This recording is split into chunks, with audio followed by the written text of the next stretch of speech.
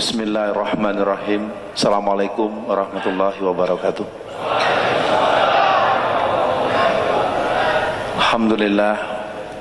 Alhamdulillahi binikmatil iman wal islam wa arsadana bihidayatil Qur'an wa yaj'alana insyaallah minal muti'ina solihina ila yaumil qiyamah. Asyhadu an la ilaha illallah wa asyhadu anna Muhammadan abduhu wa rasuluh. Allahumma sholli ala Muhammad wa ala ali Muhammad. Malam ini malam kerja, malam dinas, hari Ahad, malam Senin. Allah telah menggerakkan hati kita untuk hadir di tempat ini, yang tentunya pembicaraan kita harus kita jadikan pembicaraan yang bermakna, bermanfaat, dan memberikan daya deteksi dini dan cegah dini untuk persoalan-persoalan yang kita hadapi.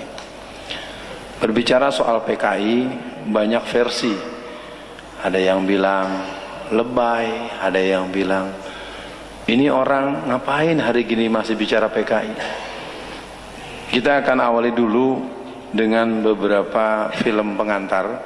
Setelah itu nanti kita sampaikan materi, sehingga teman-teman yang kemarin datang di Mujahidin, hari ini saya nyatakan bahwa materi kita tidak persis, bahkan boleh dibilang 100% tidak dibahas kemarin di Mujahidin.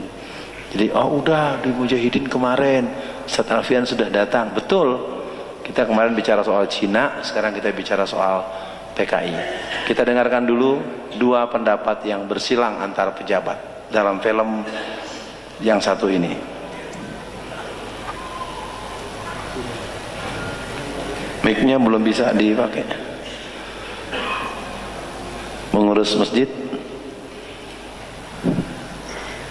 speakernya belum bisa, Pak. Mic.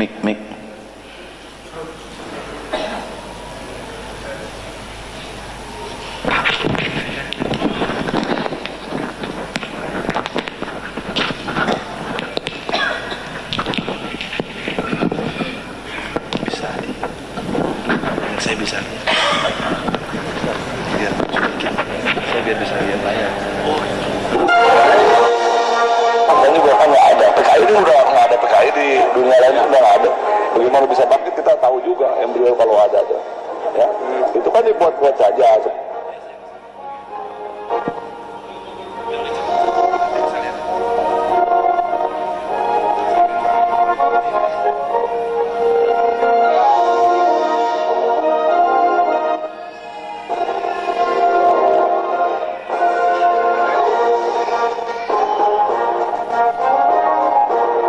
Sering sekali kita dengar bahaya laten, ditertawakan, tidak ada itu, ya, bahaya laten. Kemudian komunis sudah nggak ada lagi, ngapain disebut-sebut. Ternyata sekarang muncul. Jadi kita patut curiga juga yang bilang begitu. Nggak ada. Mungkin dia juga yang komunis kali.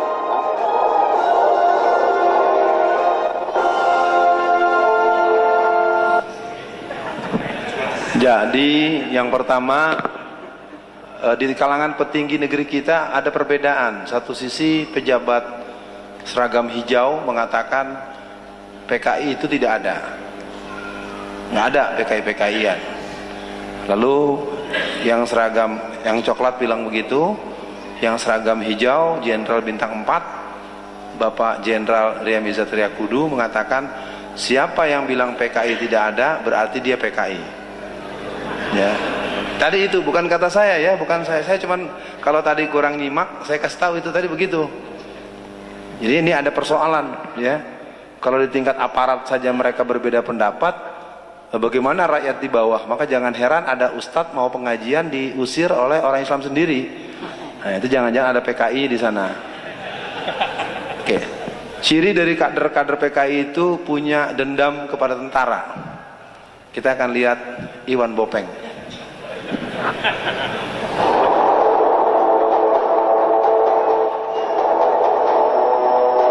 Itu firman Allah ya. Kenapa kita nggak bisa bersikap dengan beliau? Itu. Kalau kalian nggak bisa bersikap, saya perkarakan ini. Jelas saya perkarakan. Ya anak siapa tuh anak kecil tadi itu? Tentara gue potong di sini apalagi lo. Tentara gue potong di sini apalagi lo.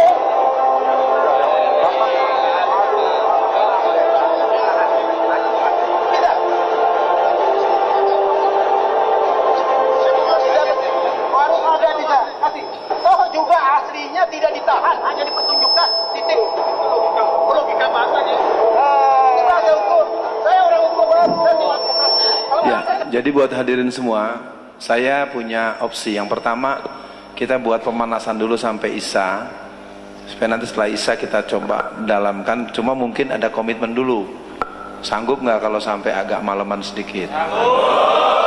Nah, nanti baru materinya mau mulai, atau pulang. Mau kemana mas? Rumah saya jauh. Ya, jauhan gue Jakarta. Lo rumah masih di Jawa Timur, berisik ya. Udah ya, jadi kalau begitu kita pelan-pelan, kita lihat dulu satu demi satu film-film. Setelah itu baru kita membahas materi. Perdebatan terjadi serius. Tapi kita juga perlu memahami kader-kader PKI itu dibangun. Kita akan lihat dulu bagaimana mereka digembleng di sebuah perguruan tinggi Islam sampai mereka berani bertakbir anjing hu akbar. Sangat memalukan dan perlu kita simak.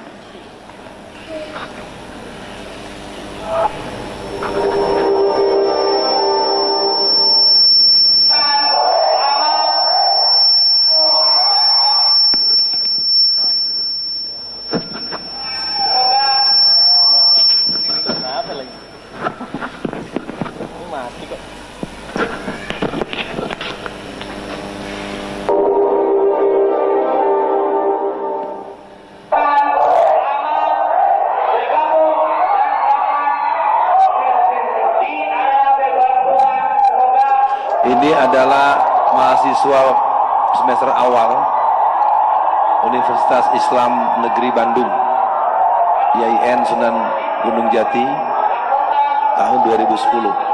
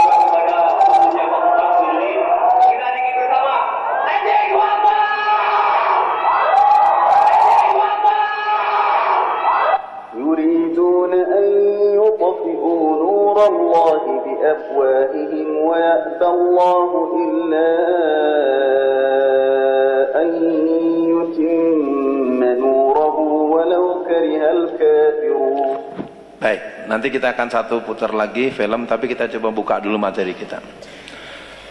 Pertama buat jamaah semua, dengan sangat tulus ingin saya katakan bahwa PKI ini sebenarnya tidak bisa lagi disikapi dengan cara seperti ini. Mestinya kita sudah berbicara di mana rumah kader PKI, siapa dia, rumahnya gang berapa, RW berapa, RT berapa, nomor berapa, itu penting.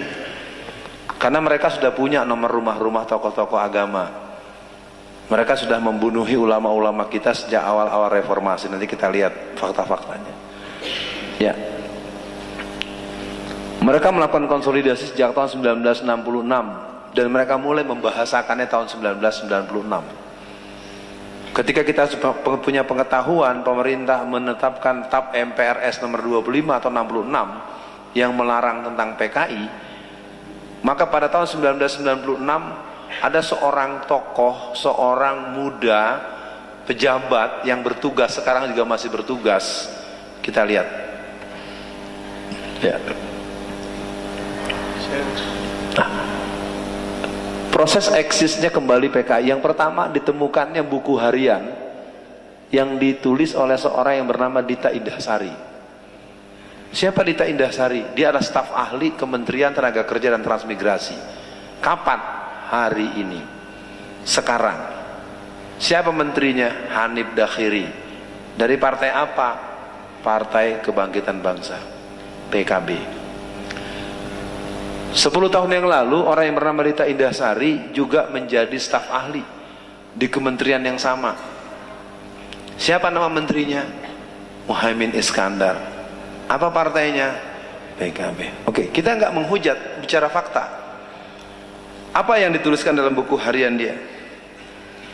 Dalam buku hariannya Rita Indahsari menuliskan kata-kata yang perlu saya perdengarkan di hadapan jamaah.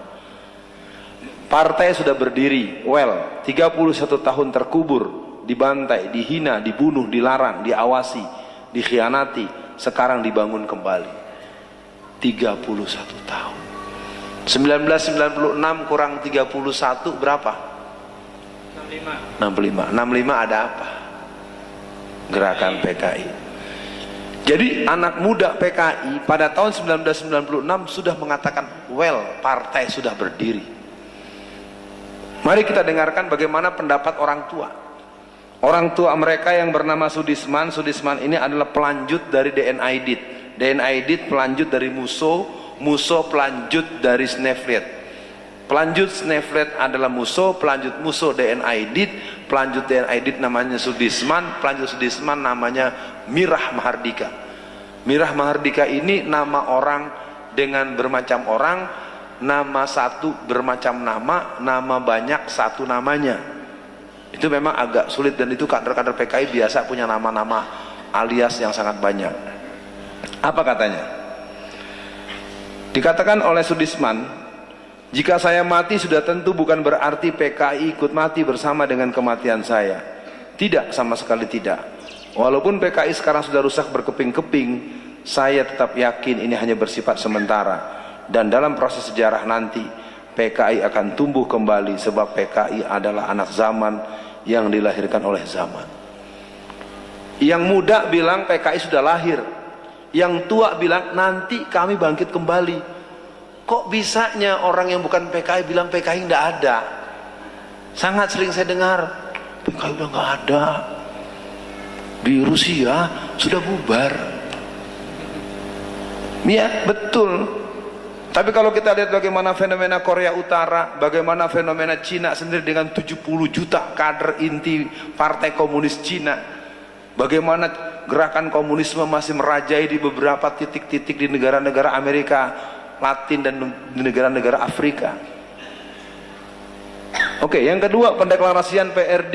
Yang berikutnya peristiwa 27 Juli. Kita tidak akan mengurai panjang. Lanjut. Nah, kita lihat ketika Pak Harto mengundurkan diri sebagai presiden kita yang kedua pada tanggal 21 Mei 1998, hari Kamis, tanggal 21 Mei jam 9:50 beliau mengumumkan pengunduran diri. Itu adalah hari kegembiraan buat kader-kader PKI. Dan kita mulai melihat kerja mereka dengan membunuh para ulama ustadz, sejak mulai dari Banyuwangi, Pasuruan, terus akhirnya mereka bergerak sampai ke Banten. Mereka bunuh 144 ustadz, ulama dan guru ngaji. Dan itu adalah tokoh-tokoh yang dulunya orang-orang Ansor. Jadi kalau sekarang Ansor atau Banser malah ngusirin ustadz, itu ngawur. Karena mereka yang nanti akan dipateni oleh orang-orang PKI. Itu sejarah. Saya bicara begini karena saya bicara langsung dengan almarhum Kiai Haji Yusuf Hasim, Ki Fakih Langitan, dan beberapa tokoh-tokoh ulama-ulama yang saya kenal. Jadi ini ada yang aneh dengan situasi bangsa kita belakang. Jadi PKI itu, nah karena memang mereka menstempeling dengan istilah dukun santet, akhirnya orang tidak menyoal. Mereka ulang lagi dalam tahun 1999, 200 ustadz ulama guru ngaji. Itu lehernya dipenggal sampai putus, itu perutnya dibelah sampai ususnya keluar.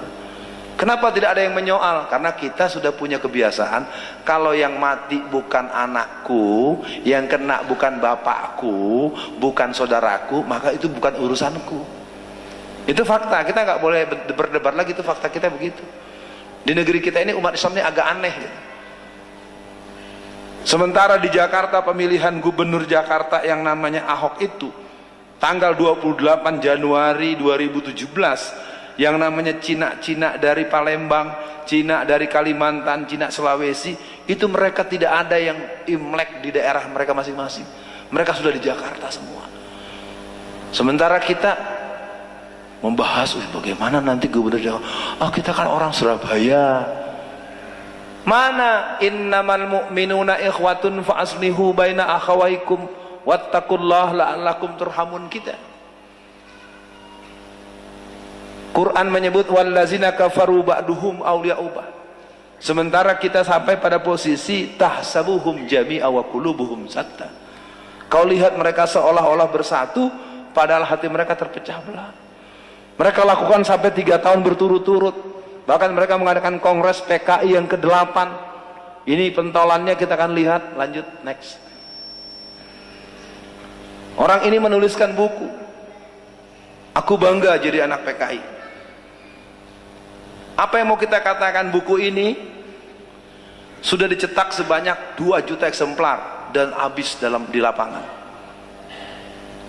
Kalau kader-kader PKI sudah memegang buku-buku yang membangun hamasah jiwa ke-PKI-an mereka, apa yang mau kita katakan? Apa ini sekedar kita berdongeng? Kalau agak mudah Bang Iqbal, film yang dengan Gus Dur mudah-mudahan ketemu. Bismillah ya. Buku ini membuat saya terpaksa berdebat dengan Gus Dur pada bulan Oktober 2002 di TPI ya. Mudah-mudahan bisa dipahami bahwa saya sebagai kader P3 ya, saya ini kader P3 sampai sekarang ya. Gus Dur adalah salah satu sosok yang membuat PKI jadi bangkit. Dialah yang mempersilahkan dicabutnya TAP MPRS nomor 25 tahun 66 ya. Jadi dia berjasa akan kebangkitan PKI ya. Nggak usah marah Banser ya, kalau ada dengerin aja ya. Saya kan bicara fakta bukan ngarang-ngarang ya. Ntar diomongin begini sakit hati, marah, suruh bubar.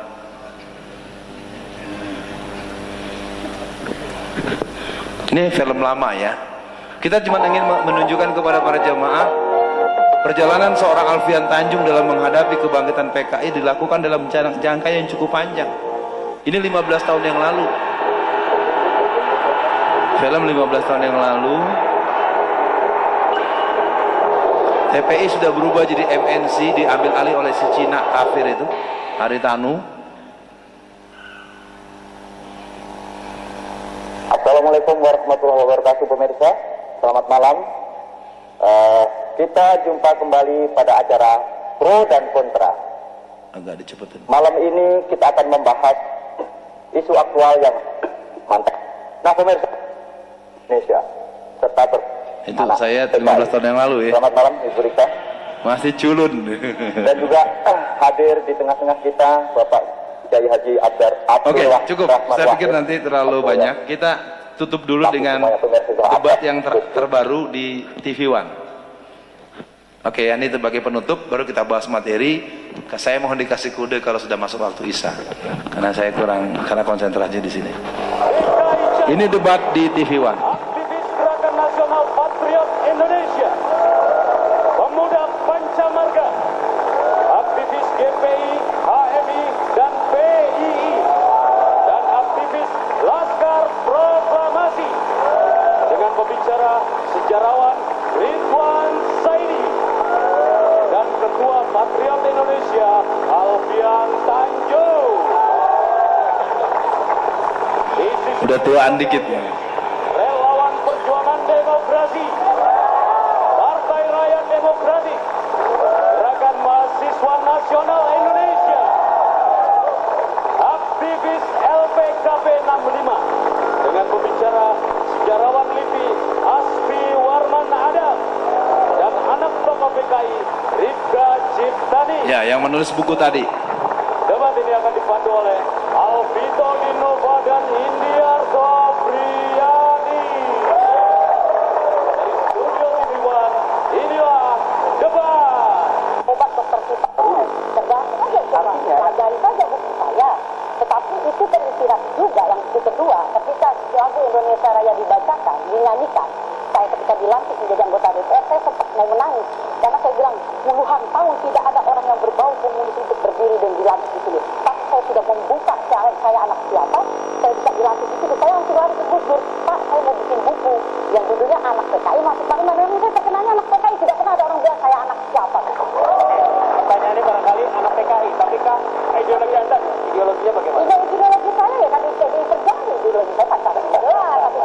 kejadian berdarah di berbagai tempat.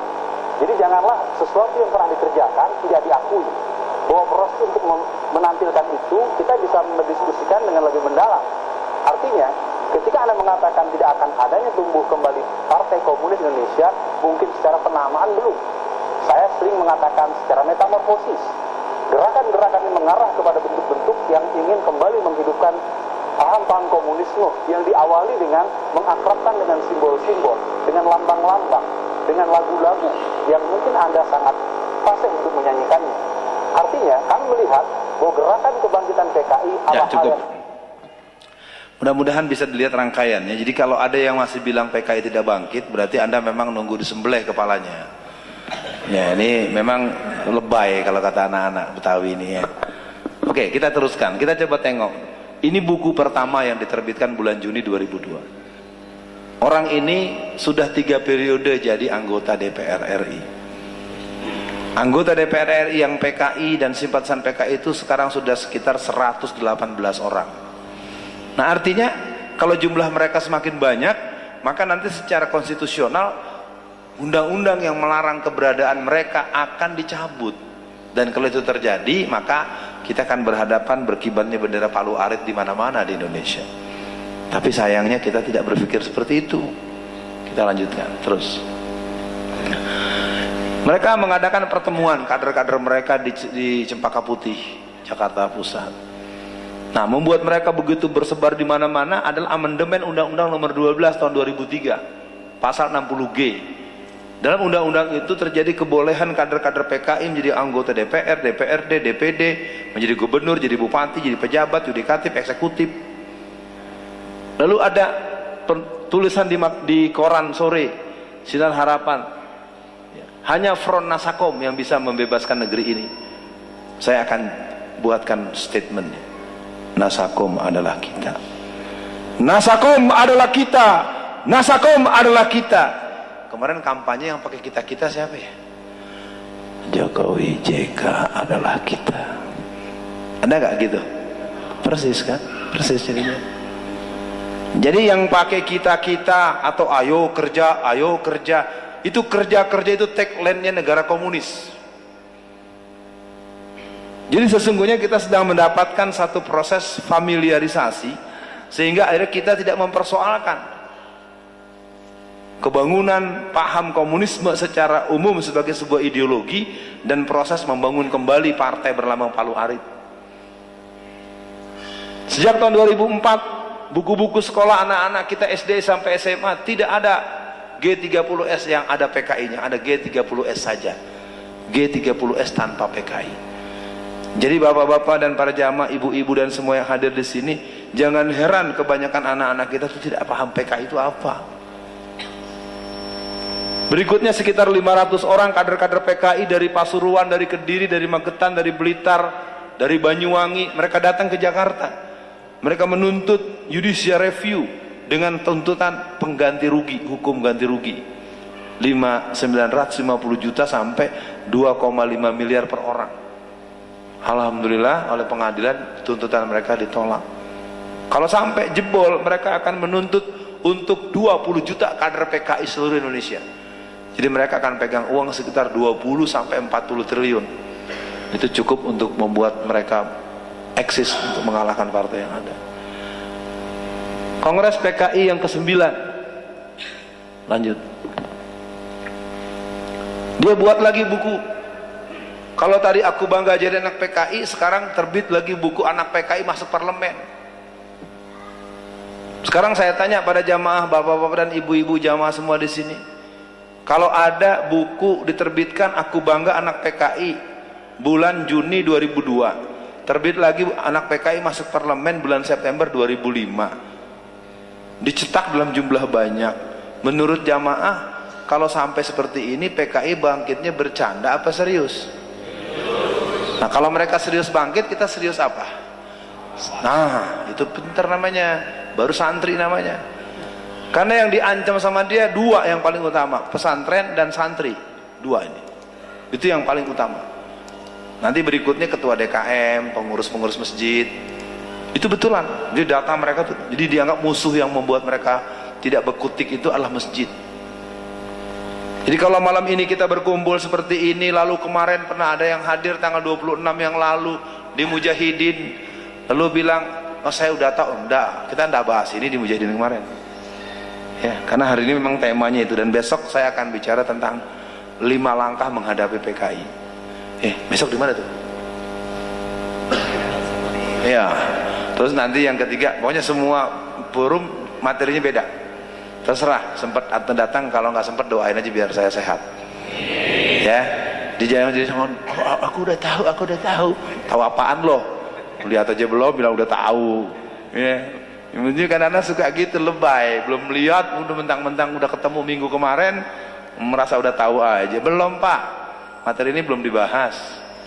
Nah, jadi malam ini kita mencoba untuk mendalami, sehingga sepulang kita dari sini bahwa kita minimal punya pemahaman yang baik, dan kita punya ketenangan dalam artian bahwa kita berjuang itu kan berjihad namanya. Jihad itu dasarnya iman dan ilmu. Tidak boleh marah-marah, tapi juga jangan sampai nggak tahu situasi.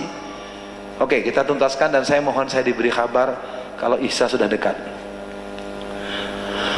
Jadi adanya Papernas, adanya peristiwa Pakisruyung di Banyuwangi, adanya Kongres PKI yang ke-10. Di tangan saya ini ADART PKI hasil Kongres yang ke-10. Bagaimana mungkin akan lahir sebuah ADART kalau mereka tidak mengumpulkan perwakilan dari seluruh Indonesia? Pertanyaannya sama dengan yang tadi. Kalau mereka bisa sampai punya ADART, pedoman organisasi secara nasional, berarti mereka telah berkumpul pada tanggal 15 sampai 17 Agustus tahun 2010 di Magelang, Jawa Tengah. Pertanyaannya sama, kalau sampai mereka melahirkan ADART, ini bangkitnya bercanda apa serius? Wah, 2 kali serius dong. Ini buat yang ini. Ya. Nah, jadi malam ini kita mencoba, kalau nanti tadi ada komitmen kita sholat Isya dulu, saya minta betul, kecuali yang uzur syar'i, kalau yang lain janganlah pulang dulu. Kita perlu dialog, kita perlu mendalami, sehingga sepulang dari sini, saya nanti akan, di sini ada yang dari daerah lain nggak? Atau dari kabupaten lain ada nggak? Nggak ada? Surabaya semua? Dari mana aja?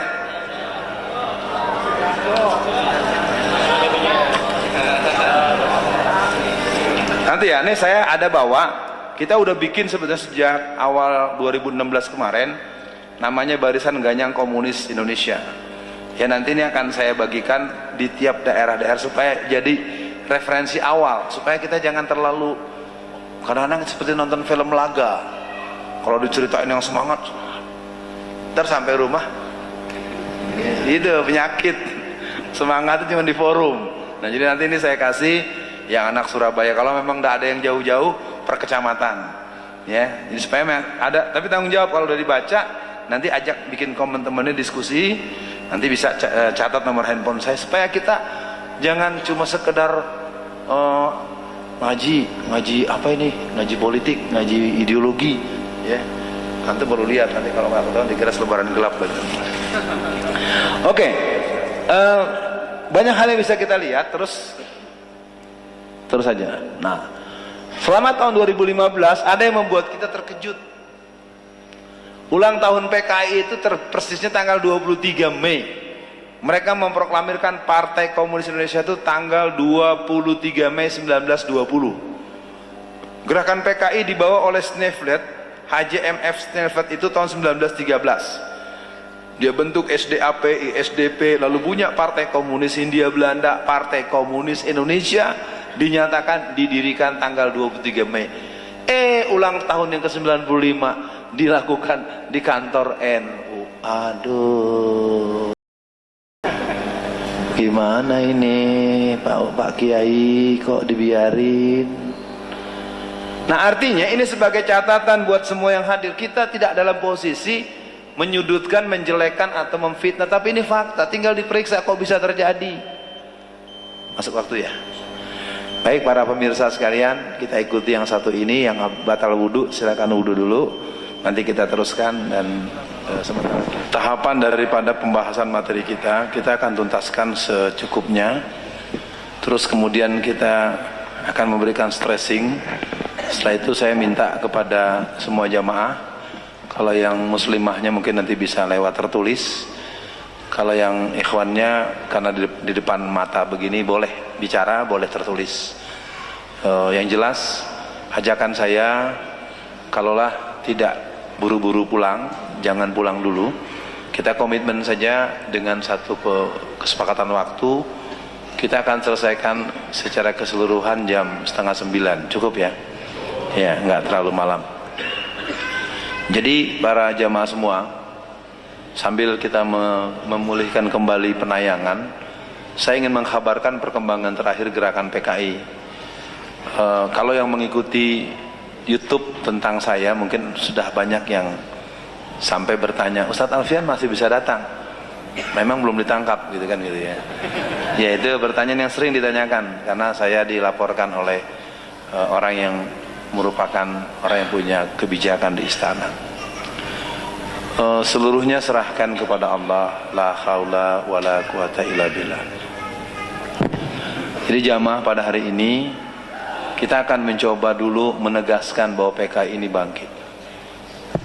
Kalau kita tidak bisa memahami bahaya kebangkitan PKI, ya berarti kita perlu membuka sejarah. Tahun 1948, orang-orang PKI pernah menyerbu sebuah pesantren yang namanya pesantren PSM Takran di Magetan, Jawa Timur. PSM Takran itu diserbu sekitar awal-awal bulan September tahun 1948. Pesantren dikepung oleh pemuda rakyat, kemudian mereka menangkap kiainya, Pak Yainya itu dibelah kepalanya dengan golok, dan seluruh santrinya dibunuh, dan mayatnya itu dimasukkan ke dalam lubang yang dalamnya cuma 12 meter. 108 orang dimasukkan ke dalam sumur yang cuma 12 meter. Itu kalau bahasa Jakarta tuh dibikin seperti rujak bebek. Bak bak bak bak bak bak bak. Satu. Tahun 60-an sekitar 62 orang di Cemetuk Celuring, itu antara atau Blitar ke Banyuwangi itu. 62 orang pemuda Ansor diundang oleh pemuda PKI yang namanya Pemuda Rakyat dalam acara tahlilan. Ya. Pemuda Ansor datang dengan sangka baik karena diundang tahlilan, kendurian kalau bahasa Jakartanya. Mereka diberi makan oleh pemuda rakyat dan gerwani. Gerwani itu mengganti seragam sebagaimana muslimat dan patayat NU. Makanya ini saya heran kalau orang Banser, orang-orang generasi muda NU kok bukan siap-siap melawan PKI, malah ikut lindungi PKI. Gue heran, gue bener-bener heran saya. Ya, padahal mereka yang akan dibunuh. Mereka diberikan makan berupa nasi dalam box, kalau bahasa Jakarta tuh besek, kalau di Jawa apa namanya? Ya pokoknya ada bungkusan kotak gitu ya. Dia bisa ada kantong plastik, bisa dus. Dan makan itu semuanya diberi racun yang mematikan, dan ke-62 pemuda Ansor itu mati semua diracun. Pada bulan Januari 1964 terjadi pengepungan sebuah masjid di Kanigoro di daerah Kediri, dikenal dengan istilah Kanigoro Affair. Waktu itu ada acara pesantren kilat pelajar Islam Indonesia. Mereka mengepung pesantren di saat santrinya sedang sholat subuh. Semua santri perempuannya, maaf, dilakukan dengan tidak pantas, diseret dan diperlakukan tidak pantas lah gitu. Yang laki-lakinya disuruh jalan sambil jongkok, merayap seperti katak. Quran ditaruh dalam karung, berapa karung, dikencingin Qurannya dan kemudian dibakar. Jadi kelakuannya persis seperti Ahok. Ya, Ahok itu mencaci maki ulama gitu ya, bentak-bentak.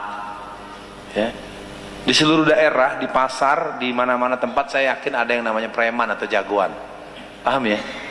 Di pasar sini ada jagoan yang itu kalau jumpa dengan Pak Yai, jumpa dengan Pak Ustadz, itu pasti hormat.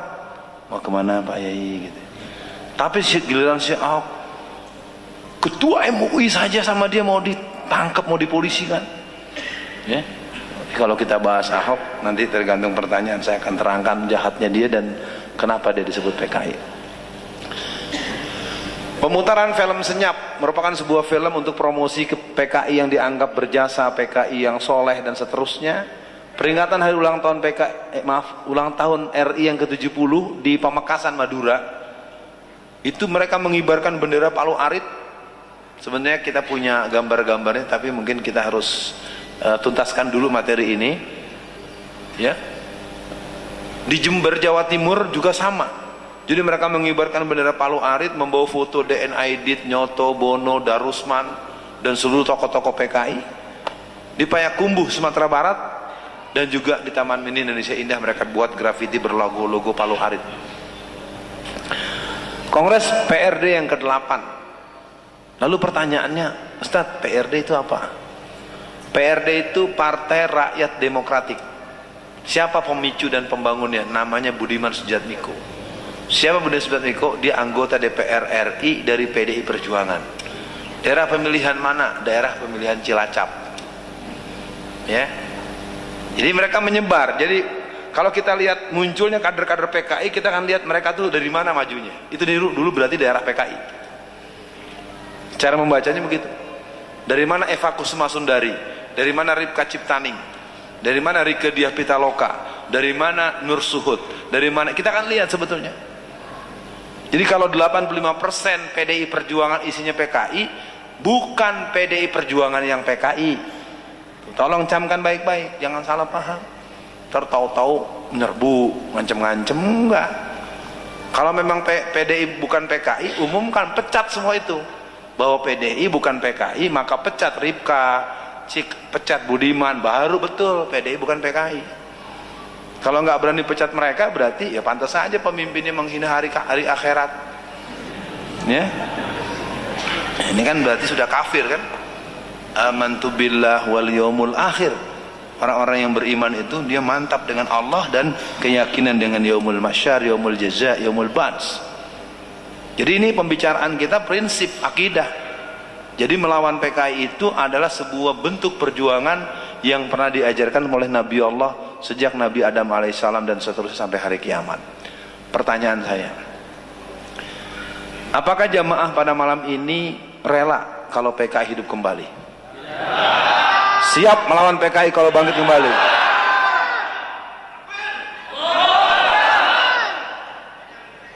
Kalau mau semangat dan siap, ceknya satu, subuhnya berjamaah tidak? Saya ingat dulu zaman saya SMA tahun 84, jihad. Ustaz saya tanya, Alfian, kamu subuhnya berjamaah tidak? Tidak Ustaz. Jangan ngomong jihad. Lo lawan mata aja belum bisa, apalagi lawan PKI. Ya, jadi kalau yang mau lawan PKI dirapikan dulu ya. Jadi kalau jam 3:30 sudah bangun, mandi segala macam, biasakan. Karena kita berhadapan dengan banyak hal, baik PKI-nya, baik komunisnya, baik Syiahnya, baik Kristennya. Ini serius. Ini situasi sedang mengarah kepada gitu, karena revolusi Syiah dia targetkan tahun 2020, mereka akan mempercepat jadi 2018. Kelompok Kristen dengan transformasi Indonesia, transformasi sekota, transformasi kabupaten, transformasi desa, mereka akan membangun 1 juta gereja menjelang Pilpres tahun 2019, dan mereka menyiapkan 200.000 pasukan Kristen bersenjata. Artinya kalau seperti ini persiapan musuh-musuh Islam, sudahlah, kita boleh berbeda pendapat, nggak usah lagi bilang, aduh, tanya kalau yang demonstrasi ntar masuk neraka. Nggak usah ngomong begitu. Kalau Anda tidak ikut demo ya sudah, doain kita, tambahin ongkos, kasih kue gitu. Jangan siapa yang demo boleh dipotong lehernya. Saya lihat tuh YouTube-nya, saya kaget juga, ini orang gila, orang sableng ini. Densus 88 kalau mati masuk surga. Ya Allah, nggak ngerti bocah nih. Densus 88 itu detasemen Yesus 88. Keanggotaannya direkrut dari alumni Akpol, 40 orang setiap alumni yang IP-nya rata-rata 3,5 sampai 4,0, dan semuanya non muslim. Jadi gini, operasi Densus 88 itu begini. Dia ada 4 ring, ring 1, ring 2, ring 3, ring 4. Kalau ring 4 ini yang paling luar, yang ketuk pintu, yang nangkep, yang mengucapkan assalamualaikum, jidatnya hitam, jenggotnya panjang, namanya Ahmad Baijuri, namanya Ahmad Sarifuddin, namanya Ahmad Mujahid, namanya Mahmud, ini yang di luar. Nah, yang di tengah-tengah ini nanti, yang di dalam ini yang kerjanya menggebuki ustadz, memperkosa istri ustadz, itu kerjaan Densus 88. Kita nggak boleh mempersoalkan, kalau gitu ntar ditangkap, dibilang makar. Jadi ini udah jahat ini permainan. Ya, ini adalah kerjaan dari Joris Mere, konsultan intelijen tentara, intelijen istana hari ini. Joris Mere, Kholose dan Wenas. Jadi umat Islam ini sekarang mayoritas tapi tertindas. Jadi saya mohon kepada teman-teman, kita boleh berbeda pendapat, kita boleh berbeda tempat tumbuh, tapi jangan bermusuhan. Saya sering dengar, ngaji apaan nih? Ngaji nggak ada ayatnya, nggak ada hadisnya. Ya ada, ntar bab yang lain ustadznya kan ada yang ngajar fikih, ngajar tafsir. Sekarang kita lagi bicara fikul waqi, kita lagi bicara konstelasi politik umat. Paham? Siap lawan PKI? Siap lawan PKI? Siap lawan PKI? Takbir! Di malam ini kita gelorakan semangat jihad kita dengan iman, dengan ilmu. Kita menganggap penting teman-teman Hizbut Tahrir, kita menganggap penting teman-teman Banser, teman-teman MTA, teman-teman Salafi, semua saudara-saudara kita. Kalau kita memaklumi mereka, mereka maklumi juga kita. Ada yang prioritas lawan Syiah, ada yang prioritas lawan Kristen, tapi kita semua sholat sama-sama. Innallaha yuhibbul ladzina yuqatiluna fi sabilihi shaffan ka'annahum bunyanun marsus. Jadi kita itu bersama, serentak, bergerak. Kita boleh berbeda tempat tumbuh, tapi jangan berbeda dalam pergaulan sehari-hari. Kita boleh berbeda pendapat, tapi jangan musuhan karena pendapat yang berbeda. Kebiasaan untuk bertasamuh perlu kita tumbuhkan, sehingga musuh-musuh kita tidak akan lagi meremehkan kita, karena mereka melihat kita tahsabuhum jami'a wa qulubuhum satta. Ayat itu bukan buat kita, tapi terjadi pada kita. Ya, jadi kalaupun hari malam ini ada intelijen polisi, apakah ada anggota Ansor, segala macam, antum semua saudara, apalagi petugas intelijen yang merekam dan mencatat agamanya Islam, semoga Allah perkuat iman di hati mereka. Jadi, kalau mereka non muslim, mereka macam-macam dan ketahuan, kita bunuh mereka di sini. Udah jelas, karena mereka sudah sampai pada posisi mengajak kita, nanti ngadunya lain-lain. Kalau orang kafir tuh nanti ngadu ke lain-lain. Tadi loh Pak, yang isi Alfian Tanjung, gini. Itu biasa begitu, suka ngebohong.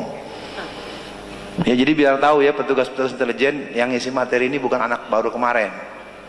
Kalau sekedar ngobrol berjam-jam dengan Pak Tito, kalau sekedar bincang-bincang dengan Pak Rukwanto, ya lo jadi baru cuma tingkat polsek aja, jangan belagu. Ya, nggak usah petentang-petenteng bikin laporan yang aneh-aneh gitu. Usah ya. Kerja yang rajin biar dapat naik gaji, nanti dapat umroh dari kantor. Ngapain gue umrohin lo?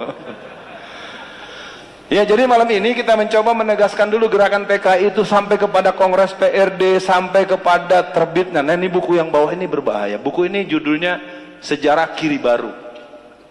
Tebalnya 612 halaman. Beratnya 2 kilo kurang 1 on. Berat tak bener? Kalau harganya jangan ditanya, cukup mahal. Salah satu dalam halaman buku itu, mudah-mudahan saya tidak terlalu tidak khilaf melihatnya. Itu ada meja, di meja itu naik seorang Pak Yai atau Pak Ustadz, diangkat sarungnya, kemudian dia memperkosa seorang gerwani. Kurang ajarnya mereka tuh begitu. Jadi permainan untuk membuat opini-opini yang sangat tidak mungkin dilakukan oleh ulama-ulama kita dilakukan. Itu yang dialami oleh Habib Rizik sekarang. Dituduhlah Habib Rizik dengan si Firza Hasan itu. Ya, Ustadz Bahtiar Nasir sekarang sudah lolos ya. Karena Pak ini akan dibawa ke Mahkamah Internasional, takut jadinya di bergening power. Udah diumumin, saya udah ketemu. Kan Bahtiar Nasir kan sering sama saya Bahtiar Nasir, Habib Rizik sama kan sering ketemu. Ya. Cuman belum tahu Habib Riziknya kapan lepasnya, saya juga kapan ditangkapnya, kan gitu ya. Semua Munarman hanya gara-gara pecalang, begitu juga semua. Jadi orang-orang yang dianggap punya posisi trigger dalam gerakan-gerakan situasi umat ini memang lagi terus-terus dicari-cari supaya dia segera ditangkap, apalagi kalau bisa dibunuh gitu kan. Untuk spesialis PKI ini belum tahu nih, kalau Alfian dibunuh antum ganti ini. Iya, bukan soal beraninya, ilmunya udah belum. Wah, itu perlu ada TOT ya, kita perlu ada intensif course tuh ya. Lain waktu ya, nanti kita coba pikirkan cara-caranya. Lanjut. Nah, bagaimana gerakan PKI di tahun 2016? Mungkin bagian bawah yang akan kita kontrol, keberadaan sebuah yayasan yang bernama YPKP. Ya, itu adalah yayasan yang dipimpin oleh Bejo Untung. Bejo Untung ini usia 70-an tahun. Ini orang yang sangat berbahaya karena dia terus mengumpulkan kader-kader PKI di seluruh Indonesia. Jadi gerakan PKI ini sekarang dipimpin oleh orang yang namanya Wahyu Setiaji, dengan sekretaris jenderalnya namanya Teguh Karyadi, anak Semarang. Usianya di bawah saya jauh, umurnya sekitar 38 atau 39 tahun. Ya. Artinya buat para jamaah semua, kelompok PKI ini memang satu sisi mereka membangun konstruksi, membangun struktur, di sisi lain kita digecek. Ya, ada orang pakai kaos palu arit ditangkap oleh angkatan darat, malah angkatan darat yang dimarahin sama presiden. Otak saya nggak ngerti nih, pusing. Harusnya kan presiden bilang tangkap, gitu dong ya, jangan ditangkap. Ini sebenarnya presiden dukung PKI atau presiden PKI ini kan nggak jelas juga jadinya. Si Bambang Tri bikin buku kan, Jokowi undercover. Yang punya buku gitu ditangkap, kan diumumkan oleh polisi. Barang siapa yang memiliki buku Jokowi undercover akan ditangkap. Sementara orang menjual dan membuat buku ini masih ada undang-undangnya. Undang-Undang nomor 27 tahun 1999 pasal 107 ayat A sampai F. Di antara pasal tersebut mengatakan barang siapa orang yang menyebarkan paham komunisme, leninisme, marxisme, mostungisme diancam kurungan penjara setinggi-tingginya 20 tahun penjara. Kok nggak ada yang ditangkap ya? Malah tersebar di mana-mana. Giliran orang menerangkan tentang ke-PKI-annya Bapak Jokowi, bukan saya yang bilang ya, Bambang Tri yang bilang, yang nulis di bukunya. Bambang Trinya ngilang. Siapa yang punya buku itu ditangkap. Jadi ini sebenarnya yang salah yang punya buku ini atau yang punya buku tentang bahaya PKI itu gimana ini? Jadi gimana dong sekarang nih? Kesimpulan sementara berarti PKI-nya bangkit. Gitu aja logikanya. Kita teruskan. Nanti kita lihat bagian yang penting. Ini adalah aksi penolakan terhadap simposium PKI pada tanggal 18-21 April 2016. Kita nggak sampai 40 orang, bayangkan. Ketika kumpulan-kumpulan PKI berkumpul di Hotel Arya Duta di depan patung Tani, arah ke markas DPP Muhammadiyah, arah ke Senen atau di lingkar dekat Gambir atau dekat Istiqlal, kita itu harus berhadapan dengan 2000 polisi coba. Saya dalam orasi itu yang di atas itu baju merah itu saya sampai marah dalam orasi, saya bilang, polisi, lo PKI ya? Polisi diem aja gitu. Tapi kita dikepung tuh, mobil kita dikepung, kita digerek sampai ke Monas. Nah di depan Monas baru mereka deket-deketin saya, colek-colek saya, salaman. Maafin saya ya bang, mestinya lo bantuin gua tuh bubarin acara. Kenapa jadi anak-anak yang demo lo gusur ke sini? Maaf bang, perintah atasan bang. Emang begini ribet negara ini, bolak-balik. Jadi malam ini kalau sampai ada orang yang menganggap pengajian malam ini berbahaya, kita akan katakan orang itu PKI. Iya, saya nyatakan dengan terbuka. Kalau ada yang bilang pengajian suruh bubar, suruh berhenti, berarti dia PKI. Udah, nggak ada lagi. Itu persis seperti Pak Riyamiza tadi. Siapa yang bilang PKI tidak ada, berarti dia PKI. Udah, nggak ada lagi bercanda. Nah, cuman mungkin kemudiannya, yuk kita sama-sama jangan emosional. Ya, jangan lupa golok taruh di mana, pedang taruh di mana. Itu harus disiapkan mulai sekarang. Saya nggak bercanda, nggak basa-basi. Apakah saya dianggap provokasi? Memang iya, mau apa? Daripada antara kita disembelih duluan, ini kita siap-siap. Walaupun kita mati juga, kita ngelawan dulu. Nggak boleh seorang pemuda Islam dibunuh. Bunuh aja aku. Ya, lawan dulu. Ntar mati lain urusan. Ya, itu harus jadi komitmen. Oke, lanjut. Nah, ini yang membuat kita galau sebetulnya. Kalau yang di atas mungkin boleh dibilang sebagai referensi yang sudah kita kenal. Ini yang di bawah. Kenapa mesti balik lagi? Kita sudah punya negara dengan segala pergumulan. Sejak awal kemerdekaan, kemudian ada yang namanya Piagam Jakarta. Kok balik lagi libur 1 Juni? 1 Juni sekarang diliburkan nasional. Disebut dengan Hari Pancasila. Pancasila siapa? Pancasilanya PKI. Kan udah kacau negara ini. Kok begitu Ustaz? Karena 1 Juni itu Pancasilanya sila kelima, ketuhanannya sila kelima.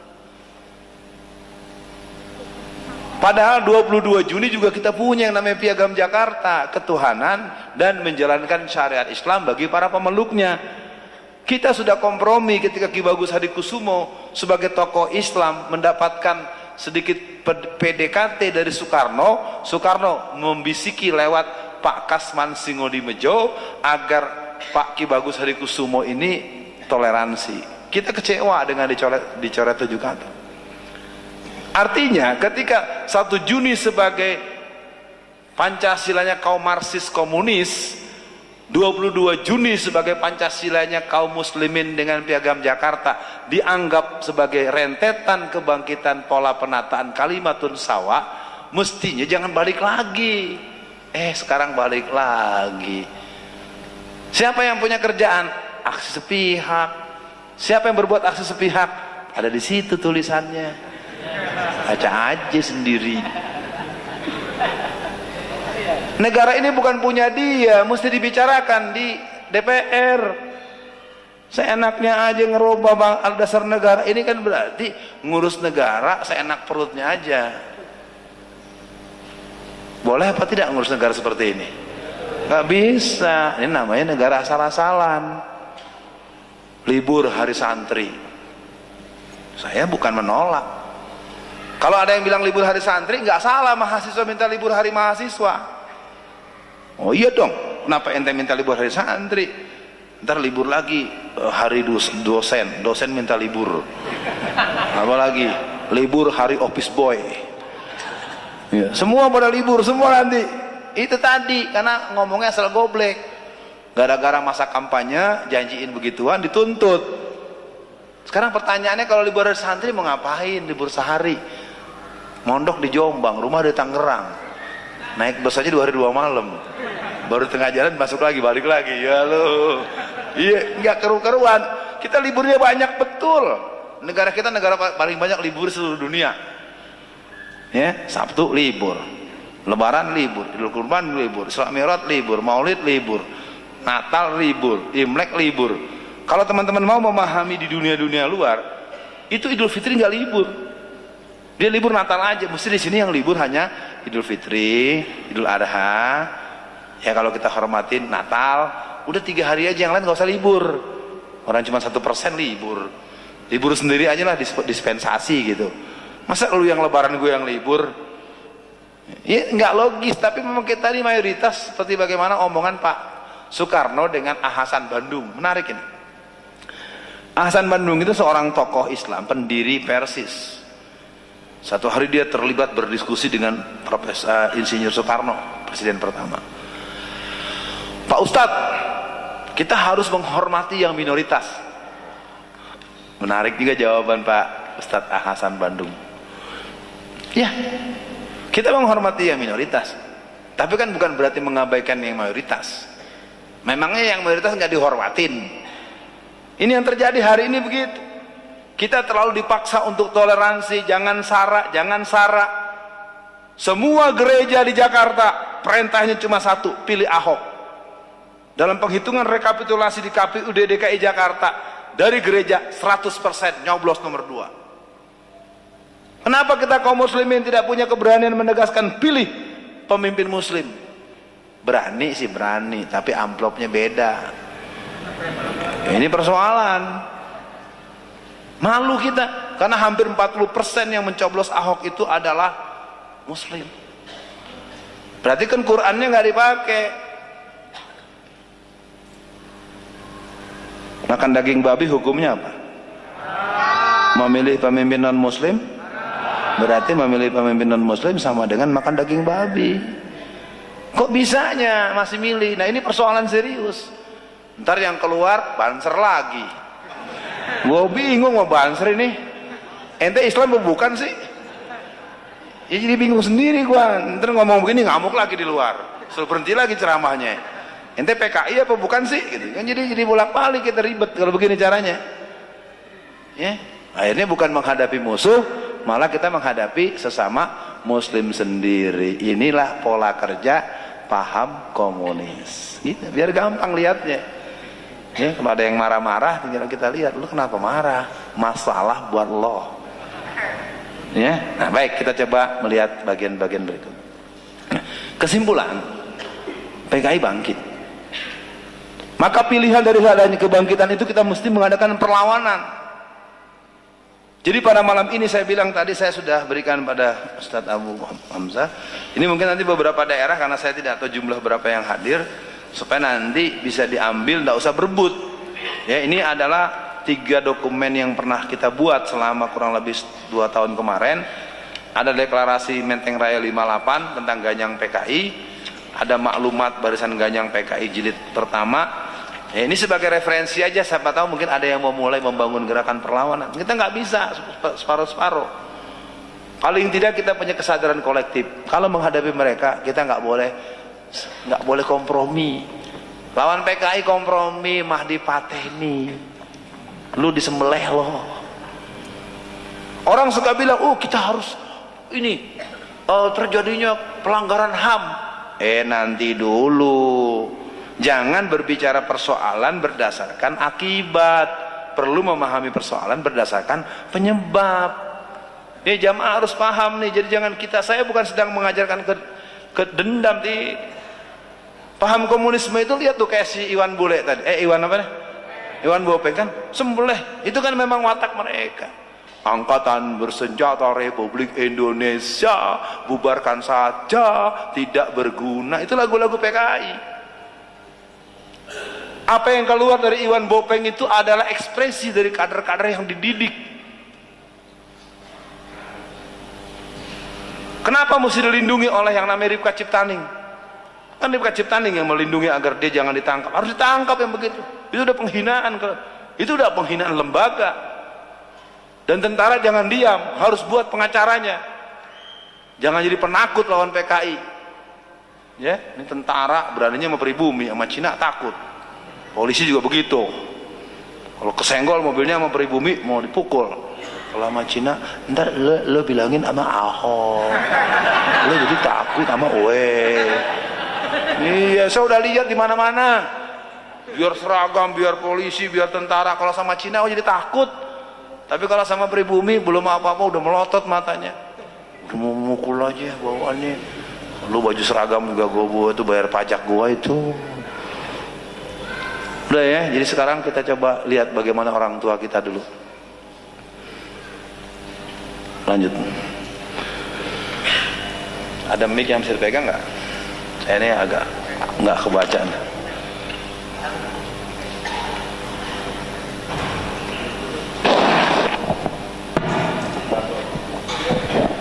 Nah, saya akan ajak melihat fatwa ulama. Jadi ulama-ulama kita tahun 1957 itu melakukan sebuah pertemuan. Kita baca jejak sejarah perjuangan ulama melawan PKI. Keputusan Kongres Alim Ulama seluruh Indonesia dilakukan di Palembang tanggal 8 sampai 11 tahun 1957. Siapa yang menghalangi kepalanya? 900-an lebih. Supaya jadi pengetahuan buat kita bahwa dulu orang tua kita, sesepuh kita tuh sudah berbuat. Apa kata mereka? Setelah mendengar dan membahas secara mendalam ideologi ajaran komunis, menyimpulkan bahwa ideologi komunis anti Tuhan, anti agama, anti demokrasi, menganjurkan pertentangan dan perjuangan kelas, menghilangkan hak perseorangan dan berlawanan dengan ajaran Islam. Jadi ini bukan ini pengajian hari ini. Jangan, ini bukan pengajian ini mah. Ngomong apa itu? Ngomongnya nggak ada tulisan Arabnya. Nanti kalau bego jangan kelamaan. Bagaimana mau ngaji kalau dihadang di luar? Kalau Pak Yainya dibelah kepalanya, masjidnya dibakar. Jadi ini adalah bentuk-bentuk komitmen kita bahwa komunisme adalah anti Tuhan dan mereka hina Allah. Mereka remehkan hari kiamat. Dibicarakan oleh seorang ketua partai dalam ulang tahun partai mereka. Semua orang dengar seluruh Indonesia, bahkan seluruh dunia. Anti agama, bagaimana kita ikuti kalau kita pelajari bagaimana gerakan-gerakan mereka. Anti demokrasi, beda sedikit diserbu. Ya, dulu teman-teman FPI tidak sengaja nabrak ibu-ibu mati, diserbu, ujung-ujungnya suruh bubar. Giliran kampanye PDI Perjuangan nabrak ibu-ibu mati juga, nggak diapa-apain. Ini lucu nih, kadang-kadang namanya orang ketabrak kan nggak sengaja. Masa orang bawa mobil nabrak mati, masa yang mati karena Anda orang FPI lalu FPI suruh bubar? Karena ada orang nabrak polisi nabrak orang mati, berarti polisi suruh bubar dong. Kan logika sederhana, kenapa jadi suka aneh? Ntar jangan-jangan ada anak kecil jatuh, jatuh tuh anak kecil, jangan-jangan gara-gara FPI itu, anak kecil aja jatuh FPI disalahin, bener geblek juga dah. Lanjut, memutuskan ideologi komunis adalah kufur hukumnya, haram bagi umat Islam untuk menganutnya. Kemudian bagi yang menganutnya dengan keyakinan dan kesadaran, kafirlah dia, serta tidak sah menikah dan menikahkan dia. Tidak pusaka mempusakai dan haram jenazahnya diselenggarakan secara Islam. Sekarang udah mulai nih, ya pendukung Ahok nggak disolatin, pada kebingungan. Biarin dia mau sholat sendiri kali ya. Gereja nawarin diri, kata gereja, biarin aja dia murtad. Ya, ntar kata malaikat nggak jadi masuk surga nih bang. Ente lagi 700.000 doang pindah si Ahok. Ya Allah. Kita tutup. Satu lagi. Saya mengajak para semua, pilihan kita pada malam ini adalah meluaskan kesadaran akan paham komunisme yang semakin mewujud dalam alam pikir. Contoh, nyari yang haram aja susah, apalagi yang halal. Ada yang begitu di masyarakat? Banyak apa sedikit? Itu tanda orang yang berpaham komunisme. Ya iyalah, al-halalul bainun, al-haramul bainun. Halal itu jelas, haram itu jelas. Jadi kalau antum mengaku muslim, memandang remeh hal-hal yang haram, oh berarti ada apa salah dalam akidahnya. Ngaji nih, malam ini pengajian. Jadi jangan bukan pengajian. Alam pikir, alam rasa. Ya, kalau giliran Pak Yai dibentak-bentak, kita bilang biasa. Oh enggak ada. Anak-anak preman jagoan, walaupun dia pendekar, walaupun dia jago silat, kalau dia berpapasan dengan Pak Yai, ketemu dengan Pak Ustadz, kenapa? Pengalaman saya kemana-mana, oh ya Ustadz, walaupun kita ngeri juga dia bawa golok kan, udah bacok gue, buntung nih gue nih. Kesimpulan, PKI telah bangkit kembali. Tentu kita perlu mendalami dengan diskusi. Nah kalau tadi mereka punya buku untuk sampai kepada bentuk mensosialisasikan, tidak banyak yang bisa kebawa sama saya karena berat. Ya, tadi Ustadz Abu Hamzah aja ikut gotong-gotong keberatan. Ini buku Menangkal Kebangkitan PKI. Sistematika kebangkitan, 10 tahapan kebangkitan, ciri-ciri, indikasi, TAP MPRS nomor 25 tahun 66, hasil Kongres Ulama tahun 57, Undang-Undang nomor 27 tahun 1999. Paling tidak ini bisa jadi manual book bagi para guru, para ustadz dan tokoh-tokoh masyarakat. Ya, nanti bisa dilihat di sebelah sini ada, di sebelah sini ada, sesuai dengan kemampuan. Ini dulu karena kita punya komitmen jam 8:30. Udah habis waktunya. Udahan dong. Mau pulang nih ke Jakarta. Oke, saya pikir waktunya masih cukup untuk kita berdialog. pesan saya adalah, yuk para jamaah semua, kita berdialog dengan tenang, dengan mendalam. Boleh semangat, tapi nggak boleh ngancem. Kalau ngancem, gua ajak di luar berantem. Wah, berani banget dah. Baik jamaah semua, siap kita melawan PKI? Siap lawan PKI? Siap bela ulama? Siap jaga masjid? Siap jaga pesantren? Siap bela masyarakat? Takbir! Malam ini kita akan tegaskan siapa saja yang mencoba-coba untuk menghidupkan kembali paham komunisme, mendukung paham PKI atau mengibarkan lambang-lambang PKI, mereka akan berhadapan dengan orang-orang yang siap membela agamanya dan siap membela negaranya sampai tetes darah yang penghabisan. Takbir! Di malam ini kita akan mendalami. Pada panitia saya sudah sempat bisik tadi, tapi saya pertegas. Kalau ada yang bertanya, syaratnya kalau habis bertanya jangan pergi. Karena ciri-ciri kader PKI itu habis nanya, marah-marahin penceramah, habis marah-marahin dia pulang. Nah, nanti kalau ada yang begitu, dipegang tangannya, ya. Lo mau ngapain lo nanya teriak-teriak nggak sopan sama Ustadz? Pengalaman saya pertama di Surabaya, ya, 2 kali malah. Habis nanya, dia caci maki kita. Dibilang antek orba lah, macam-macam. Habis nanya dia hilang.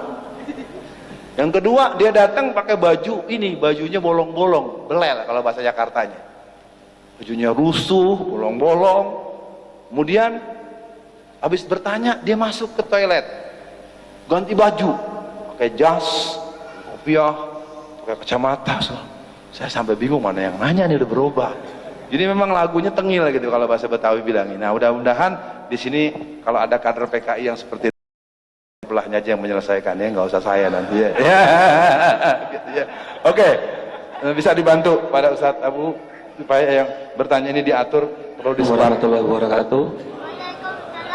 Nama saya Hadi dari Masjid Mujahidin.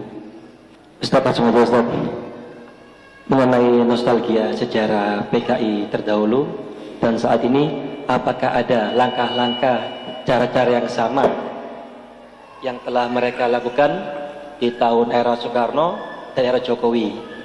Dan yang kedua, partnernya PKI saat ini siapa aja, Ustaz? Rekan-rekan mereka yang ada saat ini, baik di dalam negeri maupun luar negeri, itu siapa aja? Itu aja, Ustaz. Assalamualaikum warahmatullahi wabarakatuh. Pertama saya jawab dulu, tapi mudah-mudahan setelah ini bisa diatur. Saya mohon pada moderator matanya agar diperpanjang, karena yang di belakang juga ada yang tanya, yang kanan juga ada yang tanya.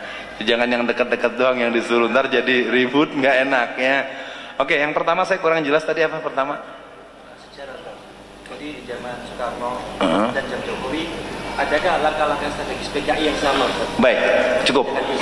Kalau kebangkitan PKI hari ini, kalau bahasa ilmu biologinya itu metamorfosis. Jadi kalau seekor kodok, ya, kodok tahu kodok, katak tahu katak, kalau di petelur namanya cebong. Nah, cebong tuh nanti belum berbentuk tuh, dia gitu tuh, dia lagi gini, gitu, dia nggak mau ngaku, dia pura-pura, dibilang PKI nggak mau, tapi kelakuan seperti PKI, ada di istana, ada di balai kota, giliran disebut sayanya diomelin. Harusnya kan dicari siapa itu Eko Sulistyo, siapa itu Urip Supriyanto, itu harusnya begitu. Jadi kalau disebut sesuatu ada penyakit, ya kan jadi seperti kasus Buniani yang menceritakan bagaimana kasetnya CD-nya si Ahok. Seperti ginilah gampangnya, ada maling, ada pencuri, ada rampok. Ini bohong-bohongannya, rampoknya antum, rampok. Tapi yang ditangkap yang ngasih tahu. Yang merampok nggak diapa-apain, nah itu si Ahok. Nah artinya kembali polanya memang banyak, tapi yang paling serius mereka memang masuk di kampus. Namanya strategi komunis putih. Mereka sudah bergerak dari Sumatera Utara, di sana mereka bimbing si Aswan, terus turun ke Sumatera bagian barat, tapi yang paling ketara di Lampung menyeberang ke Banten di Untirta terus sampai. Jadi memang gerakan mereka walaupun kita anggap kecil, tapi mereka terus. Itu yang pertama, ya. Memang tidak terlalu memuaskan, tapi paling tidak mereka memang membangun, baik kalangan pelajar, kalangan buruh. Nah kita ini terlambat baru membahas seperti ini, padahal kita mestinya sudah bicara bagaimana melawan mereka. Tadi yang kedua, oke. Bagus pertanyaannya. Gerakan komunis sebetulnya otaknya ada di Perancis. Namanya Karmel Budiarjo, perempuan. Namanya Karmel Budiarjo itu suaminya kader PKI. Jadi di Perancis ada, di Jerman ada, di Belanda ada. Makanya kader-kader sini kalau ada masalah kaburnya, kalau nggak ke Belanda, ke Perancis, ke Jerman. Untuk apa? Pertama, sekolah S2, S3.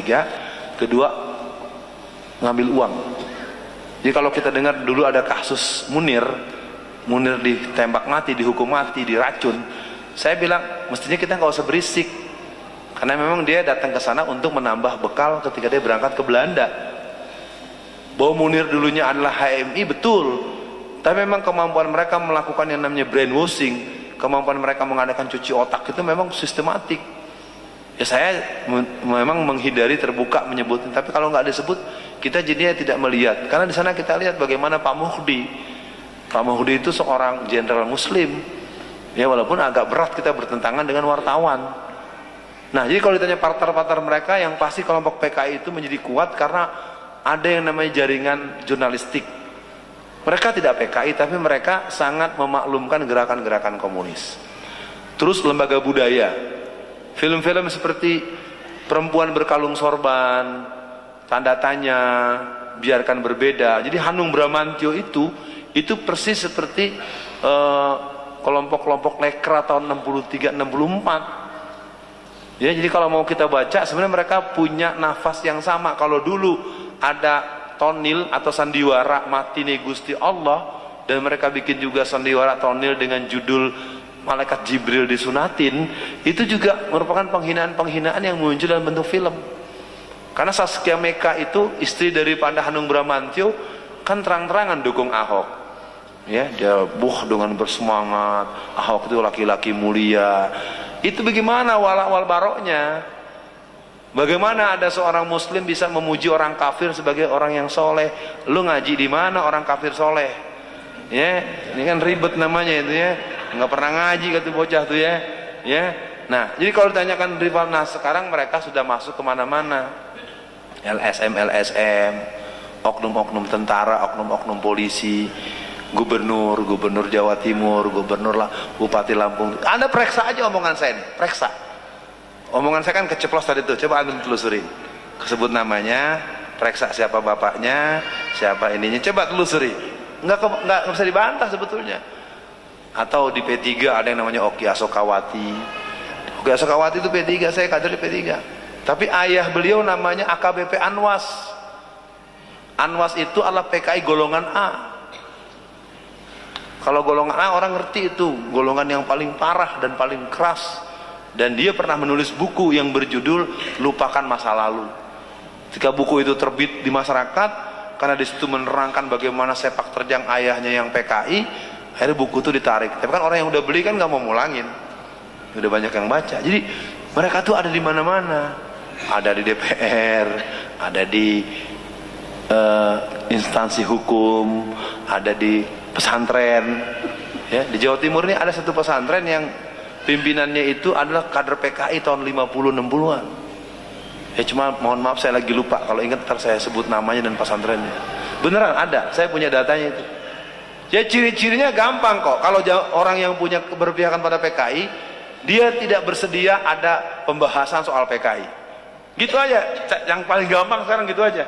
Kalau ada Pak Yai, kita nih perlu datangkan atau perlu bahas sekali, tolong panggil untuk menerangkan bahaya PKI.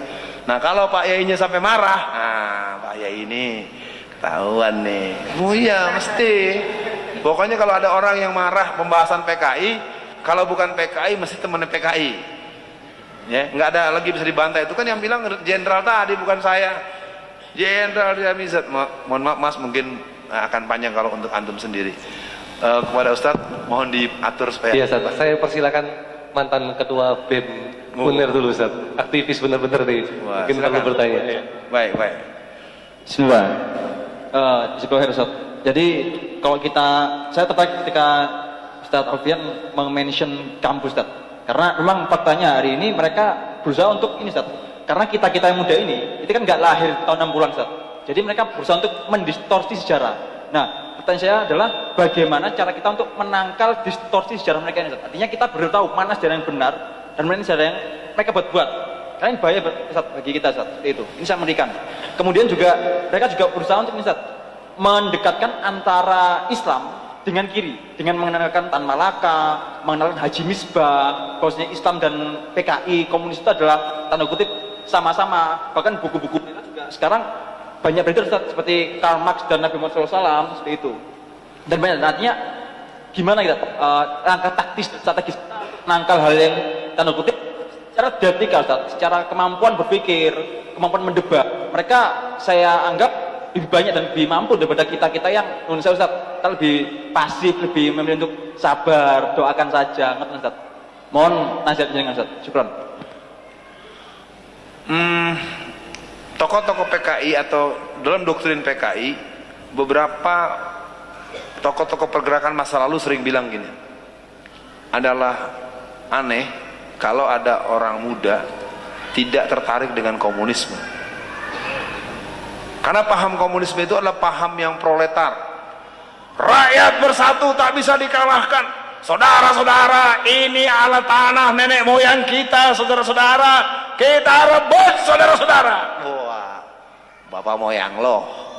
Memang begitu lagunya mereka. Jadi mereka itu punya kebiasaan, kalau pendapat dia itu harus dianggap benar dan orang lain nggak boleh berpendapat selain pendapat dia. Itu disebut dengan doktrin, dan mereka melakukan yang namanya MDL dan MDH.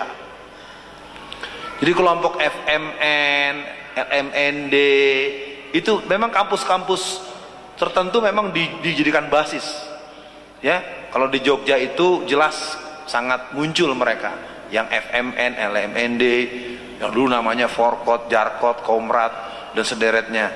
Dan memang betul kata Mas kita tadi, mereka memang mengkader.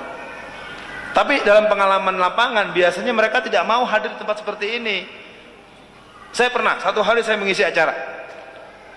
Saudara Alfian, Anda jangan sombong. Anda harus belajar sejarah. Bahwa yang namanya Muhammad itu belajar dari Karl Marx. Wah, tepuk tangan orang satu kampus. Maksudnya biar saya tuh down. Pokoknya caci maki habis. Dibilang saya ini fanatik, nggak ada ujung pangkal. Nah, saya pakai bahasa Betawi kan. Udah tong nanyanya. Lo kalau goblok jangan kelamaan. Nabi Muhammad itu lahirnya bulan April tahun 571. Yang namanya Karl Marx itu lahirnya tanggal 5 bulan Mei di Trieste, Jerman tahun 1818. Bagaimana ceritanya yang beranak belakangan mengaji di guru yang duluan? Goblok lu. Memang mereka biasa begitu Pak. Jadi kalau kita bertemu dengan mereka pasti antum ngalamin, kita tuh dibikin nggak boleh punya pendapat kecuali kita harus merasa salah di hadapan mereka. Makanya debat-debat di TV sekedar sebentuk tahanut bin nikmah dan juga mohon doa lanjutan buat gerakan perjuangan ke depan. Kenapa saya harus berhadapan dengan Ripka Ciptaning lagi? Saya sudah bilang sama Ustadz Abu Hamzah tadi. Ketika muncul perdebatan di semua stasiun TV, kalau diketahui narasumbernya adalah saya, itu yang laki-laki nggak ada yang mau maju.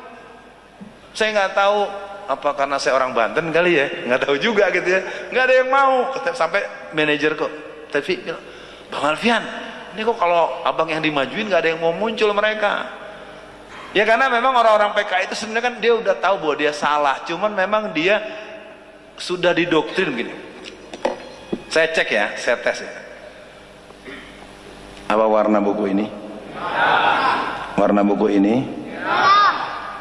Jangan jawab dulu ya. Warna buku ini apa? Kepalanya saya tembak, pecah kepalanya. Warna buku ini, des, pecah. Udah 2 kepalanya pecah. Siapa yang bilang buku ini merah akan punya nasib yang sama dengan kedua kepala yang sudah pecah tadi. Saya bilang buku ini warnanya putih.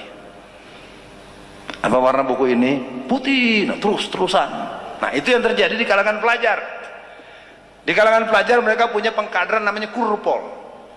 Kurpol itu kuliah revolusi politik. Salah satu materinya adalah mereka mendapatkan sejarah pergerakan bangsa Indonesia. Di antaranya adalah tentang PKI. Adik-adik, hari ini kita akan membahas tentang PKI. Apa PKI? Salah. Apa PKI? Salah. Wah, yang lain bingung kok salah terus nih. PKI itu bukan Partai Komunis Indonesia, tapi Partai Kemerdekaan Indonesia. Paham? Udah bingung kan? Paham? Hidup PKI, hidup PKI, hidup PKI, hidup PKI. Terus tuh mereka. Akibatnya karena dia mengalami brainwash terus, jadi buat orang-orang yang sudah di kader mereka, PKI itu Partai Kemerdekaan Indonesia. Akibatnya ketika dia kembali ke sekolah, ketemu dengan guru sejarah, menerangkan G30 SPKI, gurunya mau dipukul. Saya kenapa tahu begini? Saya ketemu sama guru sejarah di sebuah sekolah di Tangerang. Nemuin saya, Pak Alfian, saya udah gimana ya, murid saya mau mukul saya. Kenapa Bu? Saya bilang G30 SPKI, kata dia PKI-nya Partai Kemerdekaan. Saya jadi bingung sama diri saya sendiri. Lah ibunya bingung, gimana urusannya? Nah ini sekedar tahu. Nah kembali pada pertanyaan tadi, keberadaan Haji Misbah, Nur Hikmah yang muda sekarang, atau inilah strategi komunis. Ketika dia mengajak pengikut baru, dia menyembunyikan keasliannya tentang anti Tuhannya, anti HAM-nya, anti demokrasinya. Itu strategi mereka. Karena kalau kita merujuk dari tulisannya Dr. Taufik Ismail, andaikan tokoh-tokoh Islam dari awal tahu bahwa paham komunisme itu adalah anti Tuhan, anti demokrasi, anti HAM dan lain-lain, mereka tidak akan pernah ada yang mau jadi ikut komunis. Di Banten kenapa banyak pengikutnya? Karena ketika mereka mulai direkrut jadi PKI, mereka dikatakan PKI itu Partai Kiai Indonesia. Di Sulawesi Selatan kenapa banyak petani-petani masuk BTI? BTI itu barisan tani milik komunis. Mereka bilang BTI itu barisan tani Islam. Karena mereka terlanjur masuk PKI dengan Partai Kiai Indonesia yang sebetulnya Partai Komunis Indonesia, mereka terlanjur masuk BTI yang sebetulnya barisan tani PKI lalu jadi barisan tani Islam, kemudian meletus pemberontakan. Mereka udah pakai jaket, udah pakai logo, ditangkap semua. Ini kan persoalannya yang membuat saya kadang-kadang, ya memang sih nggak semua, tapi mereka udah pakai seragam. Nah, sebelumnya PKI sudah berbuat jahat. Mereka bikin lubang-lubang di rumah-rumah itu untuk menyembelih ustadz, menyembelih tokoh yang sudah dibuat lubang-lubang itu. Jadi memang komunisme ini akan diterima oleh orang-orang yang memang tidak punya ketertiban ibadah. Jadi kalau saya boleh cerita, yang namanya Kurpol itu isinya anak-anak SMA, anak-anak level-level remaja umur 17-20an tahun. Kalau mereka sedang berlatih menerangkan berbagai hal, diputarkan film Che Guevara, diputarkan film berbagai kasus Tiananmen, kasus apa, pokoknya dibuatlah film-film itu. Nanti, aduh, maaf Pak jamaah ya, saya bahasa Betawi ini, aduh, gue ngaceng nih. Ini bukan saya ngomong jorok, nanti dia panggil satu peserta perempuan, dia bersetubuh di situ. Habis itu dia balik lagi. Makanya pesertanya banyak terus. Makanya musuh orang yang akan tumbuh sebagai kader komunis adalah penganut Molimo. Jadi Molimo itu jelas adalah nanti akan dibela habis oleh PKI, dan PKI membela orang-orang yang Molimo. Kalau siapa yang bela tempat maksiat, mesti nanti kalau ada PKI dia pasti bela PKI. Memang tidak membuat yang bertanya puas, tapi intinya keberadaan Haji Misbah. Kalau kita terus kasus Aswan, nanti ada Miksil Mina Munir, kemudian kita ketemu nama-nama, dan sebenarnya mereka kalau diajak diskusi soal komunis juga nggak cukup mendalam. Saya kasih cerita gini aja, bagaimana munculnya seorang Budiman Sujatmiko. Budiman Sujatmiko itu kuliah pertama dia di UGM. Dia mengontrak kos-kosan, yang punya tempat kosan itu tokoh PKI tahun 50-an.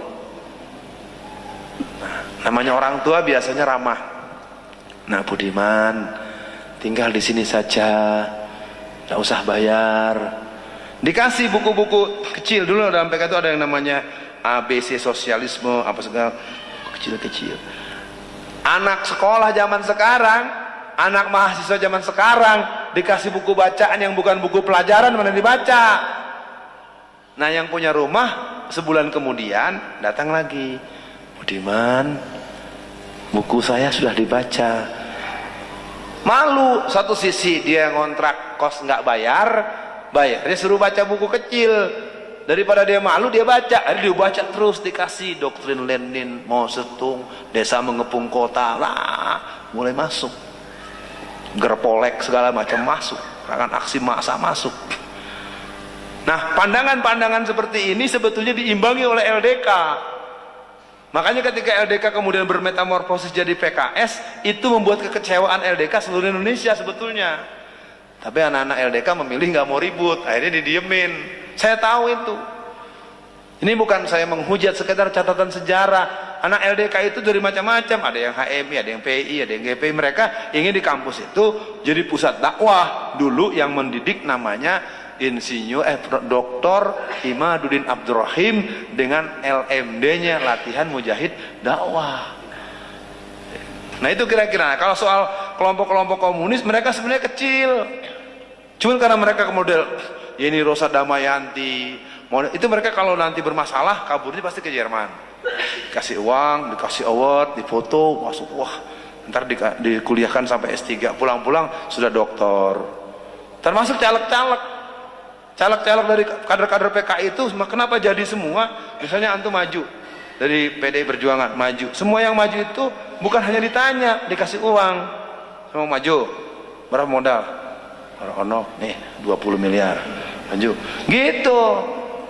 Makanya sekarang orang model Alfian nggak bisa di DPR, nggak ada yang bantuin. Iya, bukan saya sedih, bukan saya nyeselin siapa-siapa. Jadi proyeksi perlawanan di kalangan umat Islam dan kelompok nasionalis itu lemah. Kelompok komunis itu, kelompok Kristen itu, mereka dibayar. Orang model Adian Pitupulu yang kerja tidur mulu di DPR sekarang anggota DPR RI. Itu kan ketua Forkot kan dulunya, ya. Oke, saya tetap ingin komitmen dengan waktu saja. Sekarang sudah jam 8:12, masih ada 20 menit lagi. Pertanyaan dari jamaah wanita, Ustaz. Boleh. Iya. Kalau misalnya di pemerintahan sekarang ada yang terindikasi PKI, kenapa tidak diturunkan seperti zamannya Pak Harto? Kalau Pak Harto itu punya litsus, punya kopkamtib, dan punya seleksi, dan posisi Pak Harto sebagai eksekutor atau instruktor atau orang yang punya ketegasan agar yang PKI itu didiskualifikasi.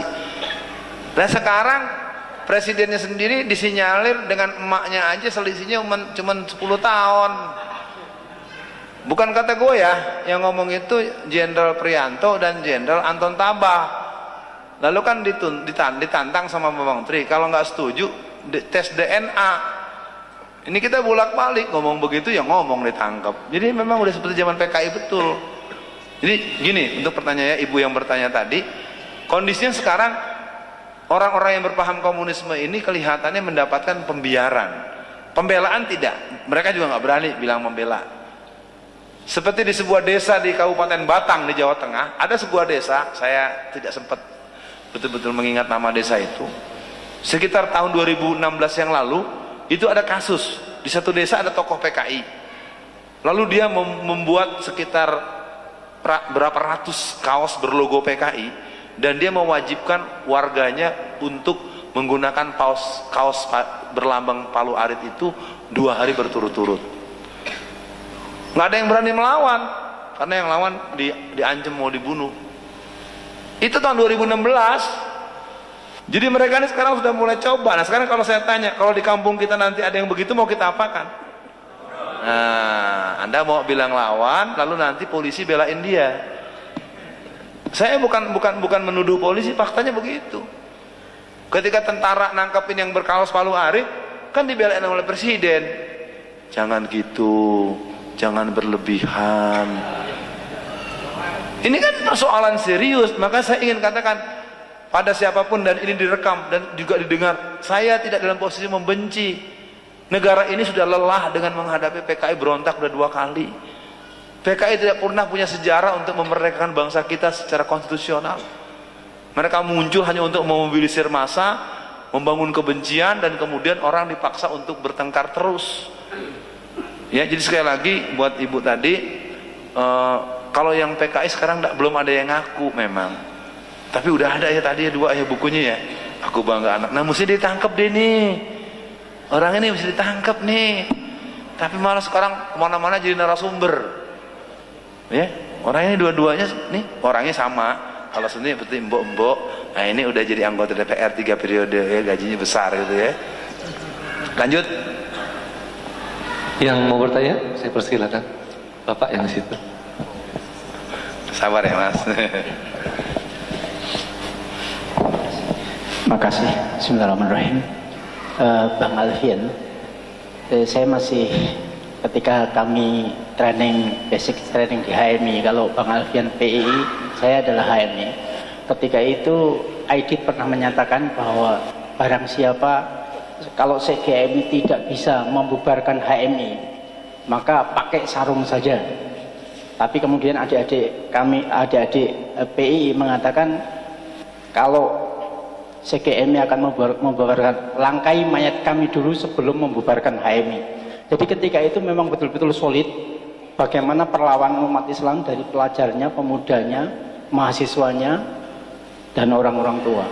Nah sekarang saya ingin tanya kepada Bang Alfian, kaitannya peta, mereka yang membiarkan komunis ini eksis lagi, peta di militer itu bagaimana Pak? Kalau dulu angkatan darat itu betul-betul solid, bagaimana halnya dengan polisi? Terus kemudian kalau memang benar fakta dan data, dan saya husnudon dengan Bang Alfian, bahwa kalau itu semua benar, tapi pemerintah kita kok betul-betul membiarkan ini menjadi sebuah menjamur sedemikian rupa. Saya yang pertama itu Bang Alfian, yang kedua adalah di Jawa Timur ini ada gerakan perlawanan paham komunis yang dipimpin oleh Bapak Arukat Jaswadi, termasuk Bapak Profesor Aminuddin Kasdi dan beberapa teman yang sempat beberapa kali melakukan aksi juga.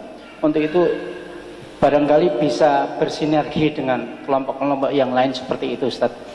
Dan kita harap front anti PKI ini bisa menasional dan melakukan langkah-langkah antisipatif supaya syukur-syukur Bang Alfian, syukur-syukur masalah ini jangan sampai terjadi tragedi politik yang mengerikan seperti 65.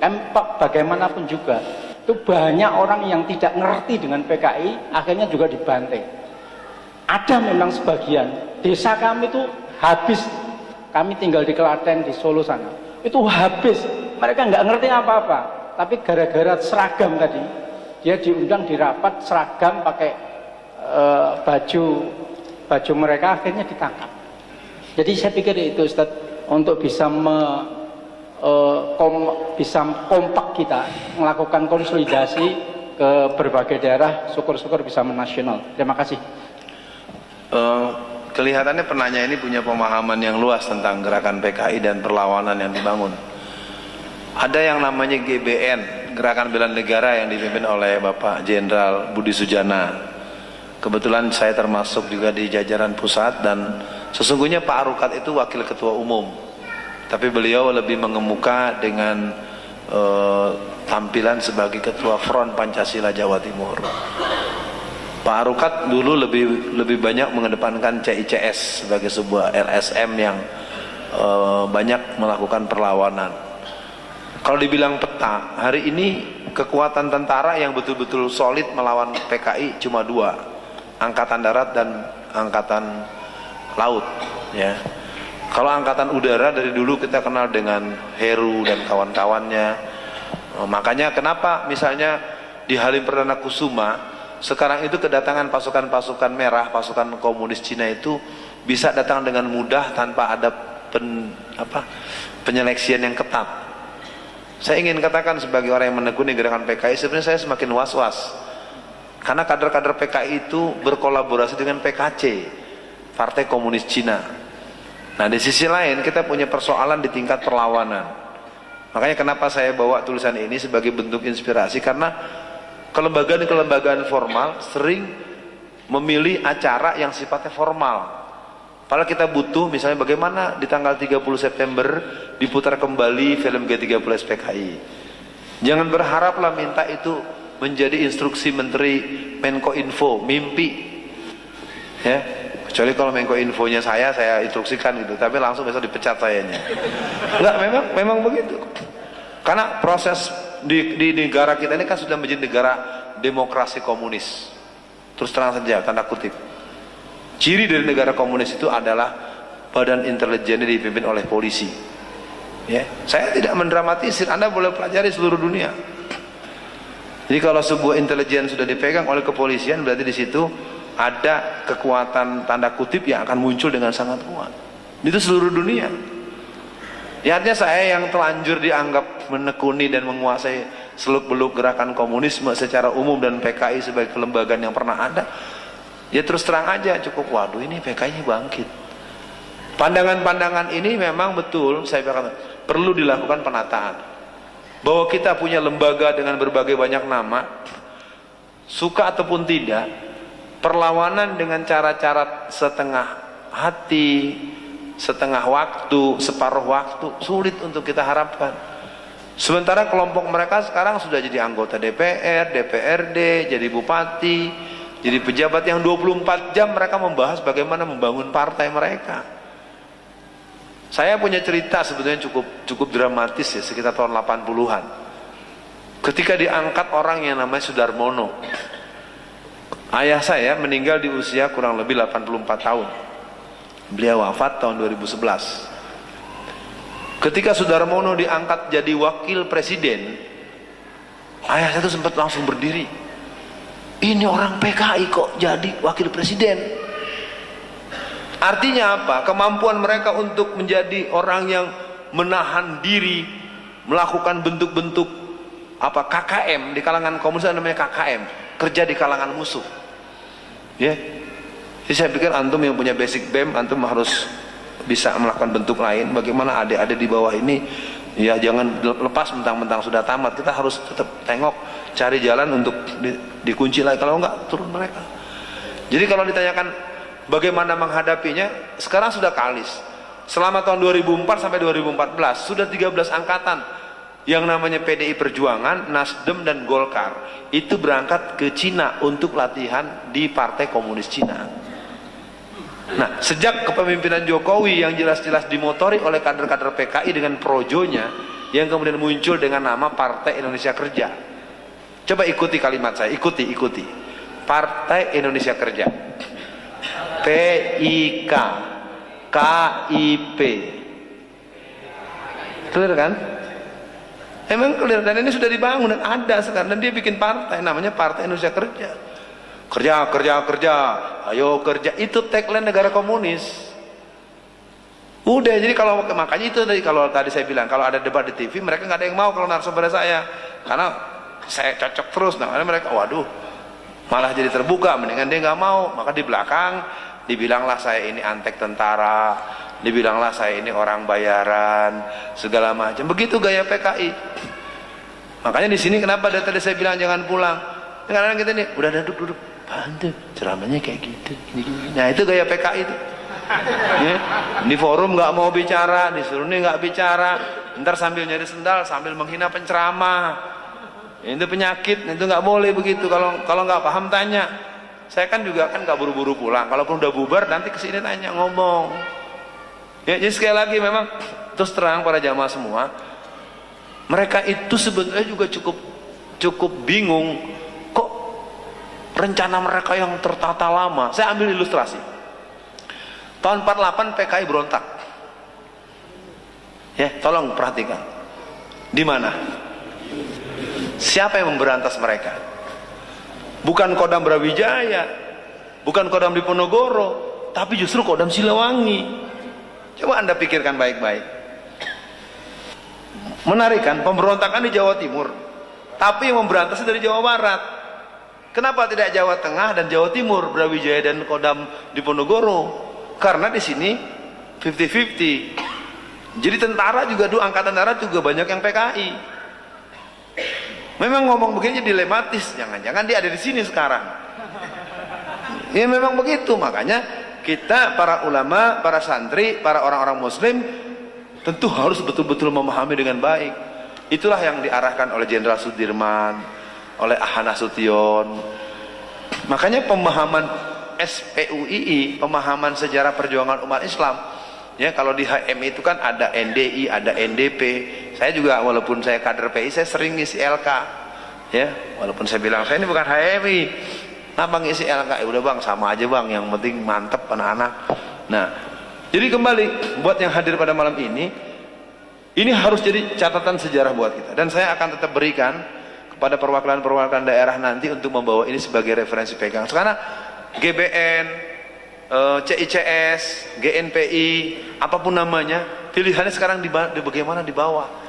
Karena ada satu yang jarang saya dengar, pertanyaan tentang perempuan. Bagaimana kebangunan Gerwani baru?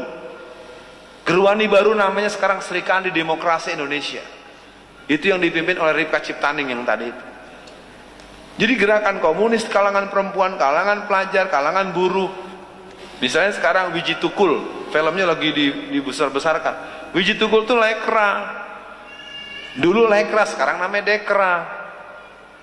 Jadi mereka ini punya kebiasaan untuk membuat orang itu tidak boleh berpendapat kecuali pendapat itu menurut pendapat mereka. Contoh nih ya, saya buka, mudah-mudahan jamaah bisa menangkap. Hari ini kalau ada orang selingkuh, berhubungan tidak senonoh dengan istri orang, itu orang bilang itu terserah. Kalau ada orang hamil di luar nikah, ya itu hak asasi. Tapi kalau ada orang nikah lagi, itu aib. Kan begitu? Di masyarakat sekarang dibangun begitu. Kalau ada orang nikah lagi dengan sah, itu aib. Jadi pandangan-pandangan itu sama dengan jihad. Jihad sama dengan jahat. Ya, jadi sekali lagi memang berdasarkan pertanyaan barusan, saya tidak cukup sanggup memuaskan pertanyaan antum. Tapi intinya memang gerakan PKI ini kalau boleh dibilang juga cukup terkejut-kejut. Wah, ternyata orang-orang nggak diam saja ya. Orang-orang akan melawan kita. Nah, sekarang pesan dari saya, setelah pengajian malam ini, teman-teman carilah, saya usul ya, carilah tokoh-tokoh yang usianya 80-90an tahun yang masih hidup, yang masih bisa diajak diskusi. Karena 2 bulan lalu saya diajak ke Ngawi. Di Ngawi itu dikumpulkan sekitar 150 bapak-bapak dan ibu-ibu yang usianya 85 sampai 103.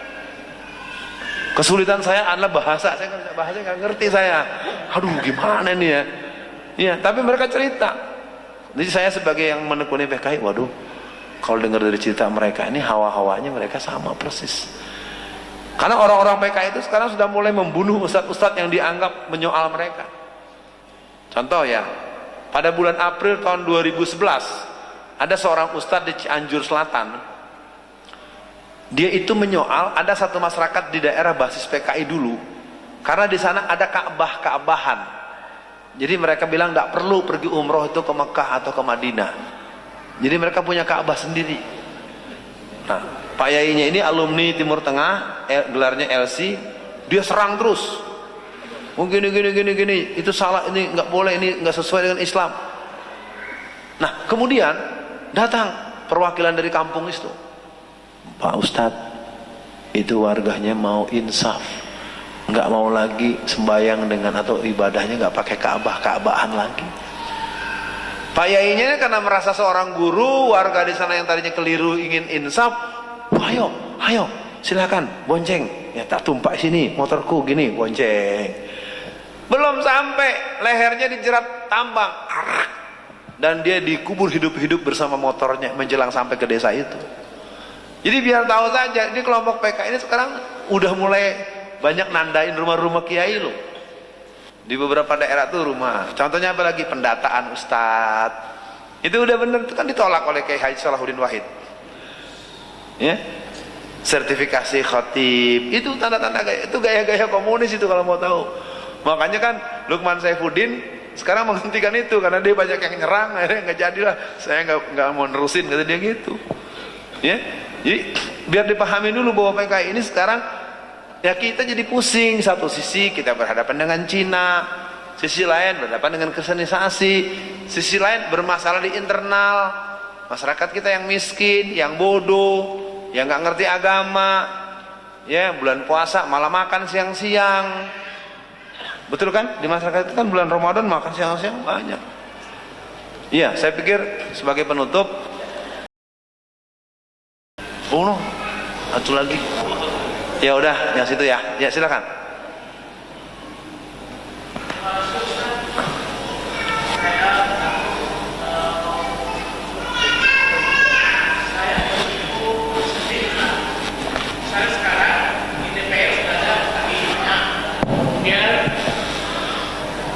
Di DPR sekarang sudah banyak PKI, bahkan menjadi pemimpin negara.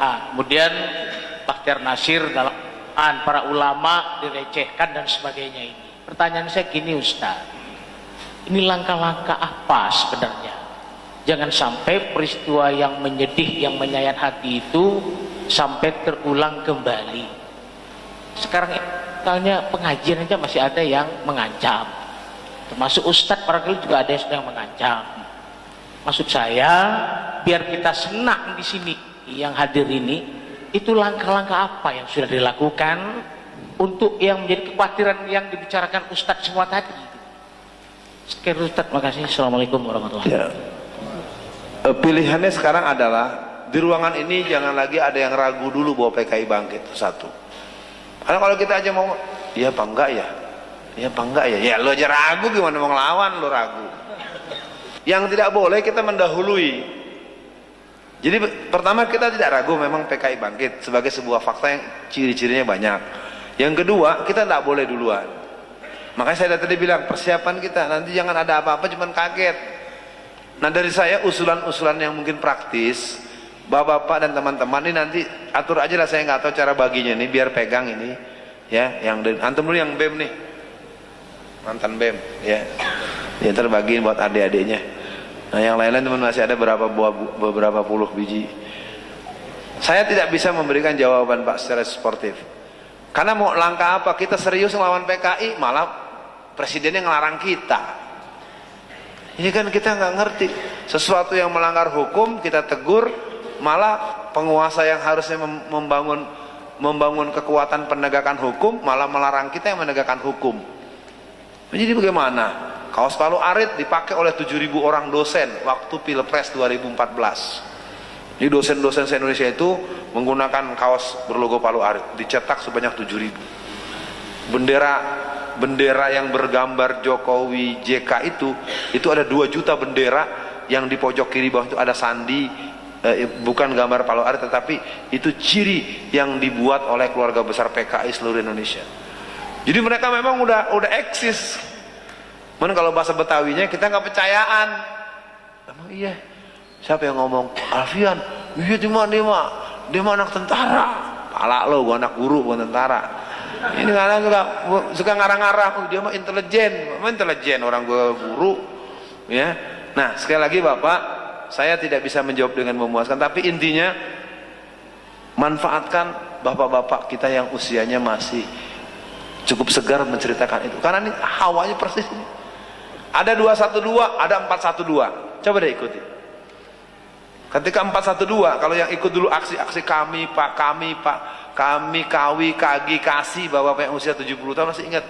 Lalu disambut lagi dengan aksi. Kemarin kita 212, besoknya ada lagi, maaf, kencing sembarangan. Iya kan, dia buka celananya, ser gitu ya.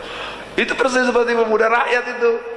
Yang perempuan juga sama, dibalik itu dia bukan, dia kencing, kayak ember bocor, Astagfirullahaladzim. Nah, saya menangkap semangat Bapak ini membuat saya juga was-was ya. Karena gerakan PKI selalu melakukan sesuatu yang tidak diduga. Mereka coba, kalau kita lihat tanda-tandanya, Jenderal Kiflan Zain, Jenderal Aditya Warman Taha, Jenderal Budisnya, Jenderal ditangkap oleh polisi yang pangkatnya rendah. Saya suka kiaskan Pak Lurah ditangkap sama Pak RT. Betulan ini serius. Ini udah nggak normal ini, ada sesuatu ini. Kalau sampai saja RT bisa nangkep Pak Lurah, ini berarti ini ada sesuatu nih, ada doping ini. Ada doping apa yang disuntikan. Jadi Iwan Bopeng, terus lagu-lagu yang tadi. Nah, dari saya mungkin sebagai, kalau memang tempat besok subuh nggak jauh yang bisa hadir, saya akan jawab besok 5 langkah menghadapi PKI. Karena malam ini sudah cukup malam, untuk amannya supaya nanti kalau kita nggak jumpa, buku bisa dijadikan bahan bacaan buat teman-teman di sini yang ada kemampuan ya. Ini buku ini cukup jadi manual book untuk bagaimana peta mereka secara literatur. Saya mohon maaf Bapak dan Ibu sekalian, kalaulah tutur kata saya ada yang kurang berkenan, pilihan diksi saya kurang enak, dan tentu sampai selamat pulang ke rumah masing-masing. Assalamualaikum warahmatullahi wabarakatuh.